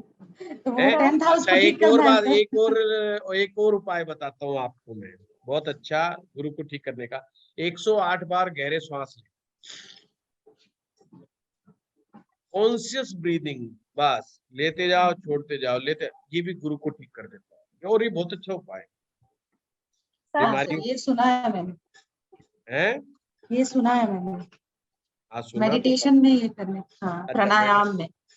सर मुझे कुछ और खास करके जिनका 2, 6, 8, 12 में गुरु बैठा है, उनको तो ये श्वास वाला ध्यान जो है बहुत ही अच्छा असर करता है। सर हाँ सर मैं ये पूछी थी, जो ये हम इसमें लाल किताब में जो भाव देख रहे हैं, तो सबसे पहले मुझे ये नहीं समझ में आ रहा है, हम जो अपनी कुंडली ले रखी है हमने वैदिक एस्ट्रोलॉजी के हिसाब से, उसको कैसे इसमें बनाएंगे? उसी से हिसाब से देखेंगे ना कि ये जो भाव आपने बताया। ज्योति जी आप इतना कंफ्यूज क्यों हो रही हैं और क्यों नेगेटिव हो रही हैं? तो मैं कंफ्यूज हूँ भाव को लेकर। काम का ही, इसका मतलब गुरु गड़बड़ चल रहा है, बुध भी साथ में गड़बड़ है कहीं ना कहीं। वो तो हो गया। पहले उसके उपाय करो। तो सर मुझे भाव समझ नहीं आ रहा है, किससे कनेक्ट करूं? पहली बात तो आप ये सोचो कि आप बिल्कुल अपना वैदिक ज्योतिष की तरह ही है। आपकी जो कुंडली है वो वैसी की वैसी है, उसमें कोई बदलाव नहीं आ रहा। जो ग्रह जहां बैठा है, जिस भाव में बैठा है, वो वहीं बैठा रहेगा। समझ गए? नहीं समझे तो मैं कुछ कर नहीं सकता, उपाय करने पड़ेंगे पहले। सर ब्रिजेश गुरुजी आपने बताया था कि यदि गुरु हमारा 6, 7, 8, 9, 10 और 11 खाने में हो, देन हम मंगल की स्थिति से डिसाइड करते हैं कि हमारा गुरु अच्छा है या खराब है, या मंगल बद जो आपने बताया था। तो इसमें हमने 12वां खाना का गुरु इंक्लूड नहीं करा था ना? पहले कर लिया ना हमने, 12 से 5 तक। जिसमें हम सूर्य चंद्रमा से डिसाइड कर रहे थे। सूर्य चंद्र, सर ठीक है। मेरा एक प्रश्न है कि अगर गुरु मंगल की वजह से मंदा है तो हमें मंगल के उपाय करने चाहिए रेमेडीज या गुरु की? वो जब रेमेडीज पे आएंगे ना मानवी जी, जब करेंगे। अभी तो आज हमने सिर्फ पहला चैप्टर शुरू किया है जिसमें हम सिर्फ गुरु को देख रहे हैं, ठीक है। अभी तो हम अल्टीमेट अभी उस पे फाइनल रिजल्ट पे नहीं पहुंचे। अभी तो मैंने मोटा मोटा बताया है आप लोगों को, ठीक है। हाँ ब्रजेश जी। सर सेम लाइन में क्वेश्चन था, 2 क्वेश्चन था। फर्स्ट इज अगर गुरु मंदा होता है बिकॉज शुक्र और गुरु के भाव में बैठ के गुरु को मंदा कर रहे हैं, तो गुरु, क्योंकि आयुर्वेद में जैसे 2 चीज होती है, एक तो परहेज होता है, मतलब एक तो नेगेटिव को मिनिमाइज करना होता है, पॉजिटिव को बढ़ाना होता है। गुरु के उपाय करने से गुरु मंदा मतलब वो निकल सकता है, बट साथ में जो उसको नेगेटिव कर रहा है उसके भी उपाय होने चाहिए ना? उसके भी उपाय होते हैं ब्रजेश, इसीलिए पर्सनलाइज्ड उपाय आज मैंने नहीं बताए, सिर्फ वो उपाय बताए जो बहुत ही जनरलाइज है और किसी को कहीं पर भी प्रॉब्लम में नहीं डालते। जैसे कोई व्यक्ति अगर दूध में केसर डाल के पिएगा या हल्दी डाल के पिएगा तो वो नेगेटिव नहीं है उसके लिए, या बड़े बुजुर्ग का सम्मान करेगा, नेगेटिव नहीं है। किसी पुजारी के जाके मंदिर में जाकर के सम्मान करेगा, उसको रेस्पेक्ट देगा, उसके चरणों को हाथ लगाएगा तो कोई बुरा नहीं है। कोई व्यक्ति आप में से मेरे को फोन करके मेरे से आशीर्वाद मांगेगा तो बिल्कुल भी बुरा नहीं है, ठीक है, फल पूरा मिलेगा। मेरी कुंडली में तो ऐसे ही योग ऐसा, मैं जिसको आशीर्वाद दे दूं वैसे ही बारे न्यारे। सर दूसरा क्वेश्चन ऐसा था सर, दूसरा क्वेश्चन था सर, जैसे सोना बताया, सोना पहनने का है, अगर हम माला बनाते हैं तो फिर जैसे माला नहीं पहननी। बड़ा अच्छा ब्रजेश ने क्वेश्चन पूछ लिया, मैंने बीच में ही काट रहा हूँ ब्रजेश के क्वेश्चन को। माला पहनना, माला के जो मणके होते हैं, लाल किताब इसको बहुत मना करती है। जो गोल मणका है ये बुद्ध का प्रतीक है। जैसे मान लीजिए किसी का गुरु 12वें में बैठा है, माला पहन ली, या गुरु 9वें में बैठा है, माला पहन ली उसने। जो गोल मनके यानी कि बुद्ध पहन लिया, आपने बुद्ध स्थापित कर दिया। दूसरे भाव में, 5वें भाव में, 9वें में, 11वें में, 12वें में जिसका गुरु बैठा है उसको भूल करके भी गोल मणकों की माला नहीं गले में धारण करना, खास करके गुरु के भाव में जहाँ पे गुरु बैठा है, ये ध्यान रखना। तो वो काम है साधु सन्यासियों का, संत फकीरों का, ये माला पहन करके बैठने का। तो अगर रुद्राक्ष भी काउंट होगा क्या उसमें? रुद्राक्ष की माला भी काउंट होगी क्या उसमें? कोई भी माला हो जिसमें भी गोल मणका हो, चाहे तुलसा माला हो, चाहे वो हल्दी हो, चाहे कमलगट्टा हो, चाहे रुद्राक्ष हो। सर माला इटसेल्फ इज अ गोल ना, मतलब कोई भी जगह धागा भी नहीं पहन सकते ना, माला नहीं बना सकते ना, क्योंकि बुद्ध स्थापित हो जाएगा ना। नहीं, बुद्ध में हमने देखना है कि कहाँ पे करना है कहाँ पे नहीं। जैसे कि मैंने कहा, गुरु अगर दूसरे में, 5वें में, 9वें में, 11वें में, 12वें में हो तो ये नियम लागू होता है। ठीक है, ठीक है ना। हाँ, और या बुद्ध गुरु मंदा चल रहा हो, आपका किसी का गुरु मंदा चल रहा हो और वो फिर मणकों की माला पहन के घूमता रहे, तो वो फिर क्या होगा, बकलोल टाइप हो जाएगा। बकलोल का मतलब फिर फालतू बोलता हुआ मिलेगा आपको, तो कोई फायदा नहीं उसका। सर उपाय तो ये वर्ष कुंडली डिसाइड करेगी ना कैसे करना है। हाँ विश्वामित्र जी, वर्षफल बनेगा और वर्षफल के हिसाब से ही पता चलेगा कि हमें गुरु इस साल में हमें कैसा फायदा देगा, नुकसान देगा, और फायदे का बना हुआ है या कैसा बना हुआ है ना। इसको कितना संभाल के रखना है, इसको मंदा नहीं होने देना है, वो सब डिसाइड वो करेगा। और किस महीने में गुरु सबसे ज्यादा असर देगा ना, वो हमने देखा, तो गुरु का महीना कौन सा होगा। अरविंद जी। गुरुजी आपने कहा था दादाजी पे उनका सुख नहीं मिलता है, तो ये सिमिलरली नाना जी के लिए भी होता है या? ना नाना जी के लिए, दादा, ओनली दादा। ओके। हाँ सिंधु जी। सर ये सूर्य के साथ अस्त हो गया मरकरी किसी भी घर में तो वीक ही है। नहीं, मरकरी की तो आज मैंने बात ही नहीं करी। मैंने मरकरी की सिंपल ये बात की है कि वो दूसरे, 5वें, 9वें, 11वें, 12वें में मरकरी होगा तो गुरु ने वो मंदा माना है। मेरा जुपिटर और मरकरी दोनों सूर्य के साथ अस्त हो गए। 6th हाउस में। अगर गुरु और बुध एक साथ अगर बैठे हुए हैं और अगर वो दूसरे भाव में या चौथे भाव में बैठे हुए हैं, गुरु बुध इकट्ठे होकर के, तो कोई दिक्कत नहीं है, तो उल्टा बहुत फायदा करेगा। बुध भी जो है गुरु के जैसा हो जाएगा। और अगर गुरु बुध एक साथ इकट्ठे कहीं और हो गए तो पितृदोष बन जाएगा। और अस्त नहीं होंगे सूर्य के साथ? अस्त का कंसेप्ट सिंधु जी यहाँ लाल किताब में नहीं है ना, यहाँ पर ग्रह का ग्रह से संबंध माना जाएगा साथ में, इसीलिए तो बहुत सारा काम आसान हो जाता है यहाँ पर। ना वक्री है ना अस्त है।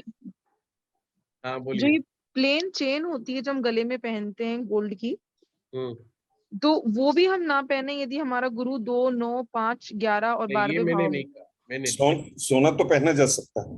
सोना पहनना तो अच्छा है, सोना खरीदना अच्छा है, सोना खोना अच्छा नहीं है, सोने को गिरवी रखना अच्छा नहीं है ना। खामखाई सोना बेचना अच्छा नहीं है, खामखाई लो और सोना ले उठा करके अंगूठी बेची आए है, ये गरीबी की निशानियां हो जाती हैं, गरीबियां आने लग जाती है घर के अंदर परिवार में, तो भूल से भी ऐसा नहीं करना और हम चाहिए ये। प्लेन सोने की चेन पहन सकते हैं यदि हमारा गुरु 2, हाँ 5, 9। पर मैं ये कहूँ अपने चोरों को निगाह में रख करके, भाई वो जो चेन स्नैचिंग वाले भी बहुत घूम रहे होते हैं, राहु भी बहुत घूम रहा है आर पार, तो उसका ध्यान रख।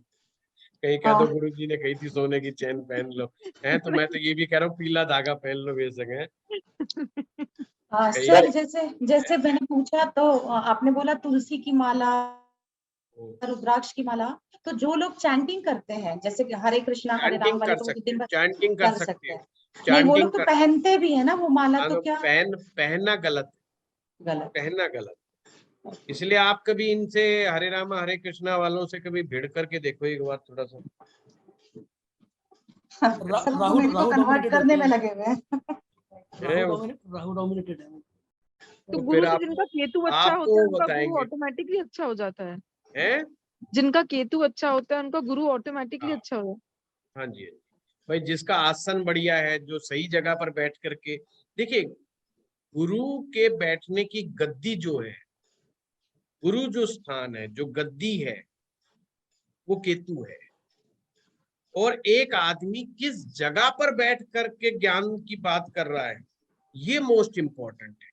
एक आदमी दारू के ठेके पर बैठ करके गीता का पाठ करता है, उसकी वैल्यू, और एक मंदिर में बैठ करके गीता की बात करता है, उसकी वैल्यू, और एक बहुत बड़े प्रसिद्ध धार्मिक स्थान पर गीता की पाठ की बात करता है, उसकी वैल्यू आपको जमीन आसमान का अपने आप पता चलता है ना। जो दारू के ठेके पर बैठ के गीता के प्रवचन कर रहा होगा, लोग भी सोच रहे होंगे 2 पैक लगा करके प्रवचन दे रहा है, तो कोई इसको मानो ही मत, इसकी बात ही मत सुनो। तो इसलिए केतु यानी कि गुरु के बैठने का स्थान वो मोस्ट इम्पोर्टेंट है। बड़े काम की बातें धीरे धीरे। ठीक है, आप सभी लोगों को हम मिलेंगे अगली बार, अगले शनिवार इतवार को मिलेंगे शाम को 3 बजे। ठीक है, 3 बजे संडे को क्लास होगी सर? हाँ देखो कितना बढ़िया टाइम है। इसके बाद आप घूमने जा सकते हैं 4 बजे के बाद कहीं पर भी हस्बैंड के साथ। और जो क्लास छूट जाएगी उसकी रिकॉर्डिंग मिल जाएगी? रिकॉर्डिंग मिलेगी, इस बार रिकॉर्डिंग मिलेगी। इस बार मैं कोशिश करूंगा नोट्स दूं। हाँ सर, नोट्स तो चाहिए। डिजिटल फॉर्म में आपको नोट्स मिले। नोट्स मैं बोलूंगा, लिखेगा हमारा आशुतोष, कोई गलती हो उसका जिम्मेवार आशुतोष। लिखावट में नियम तो बिल्कुल सही मिलेंगे आपको। Thank you. धन्यवाद गुरु जी। नमस्कार जी। ठीक है, नमस्कार।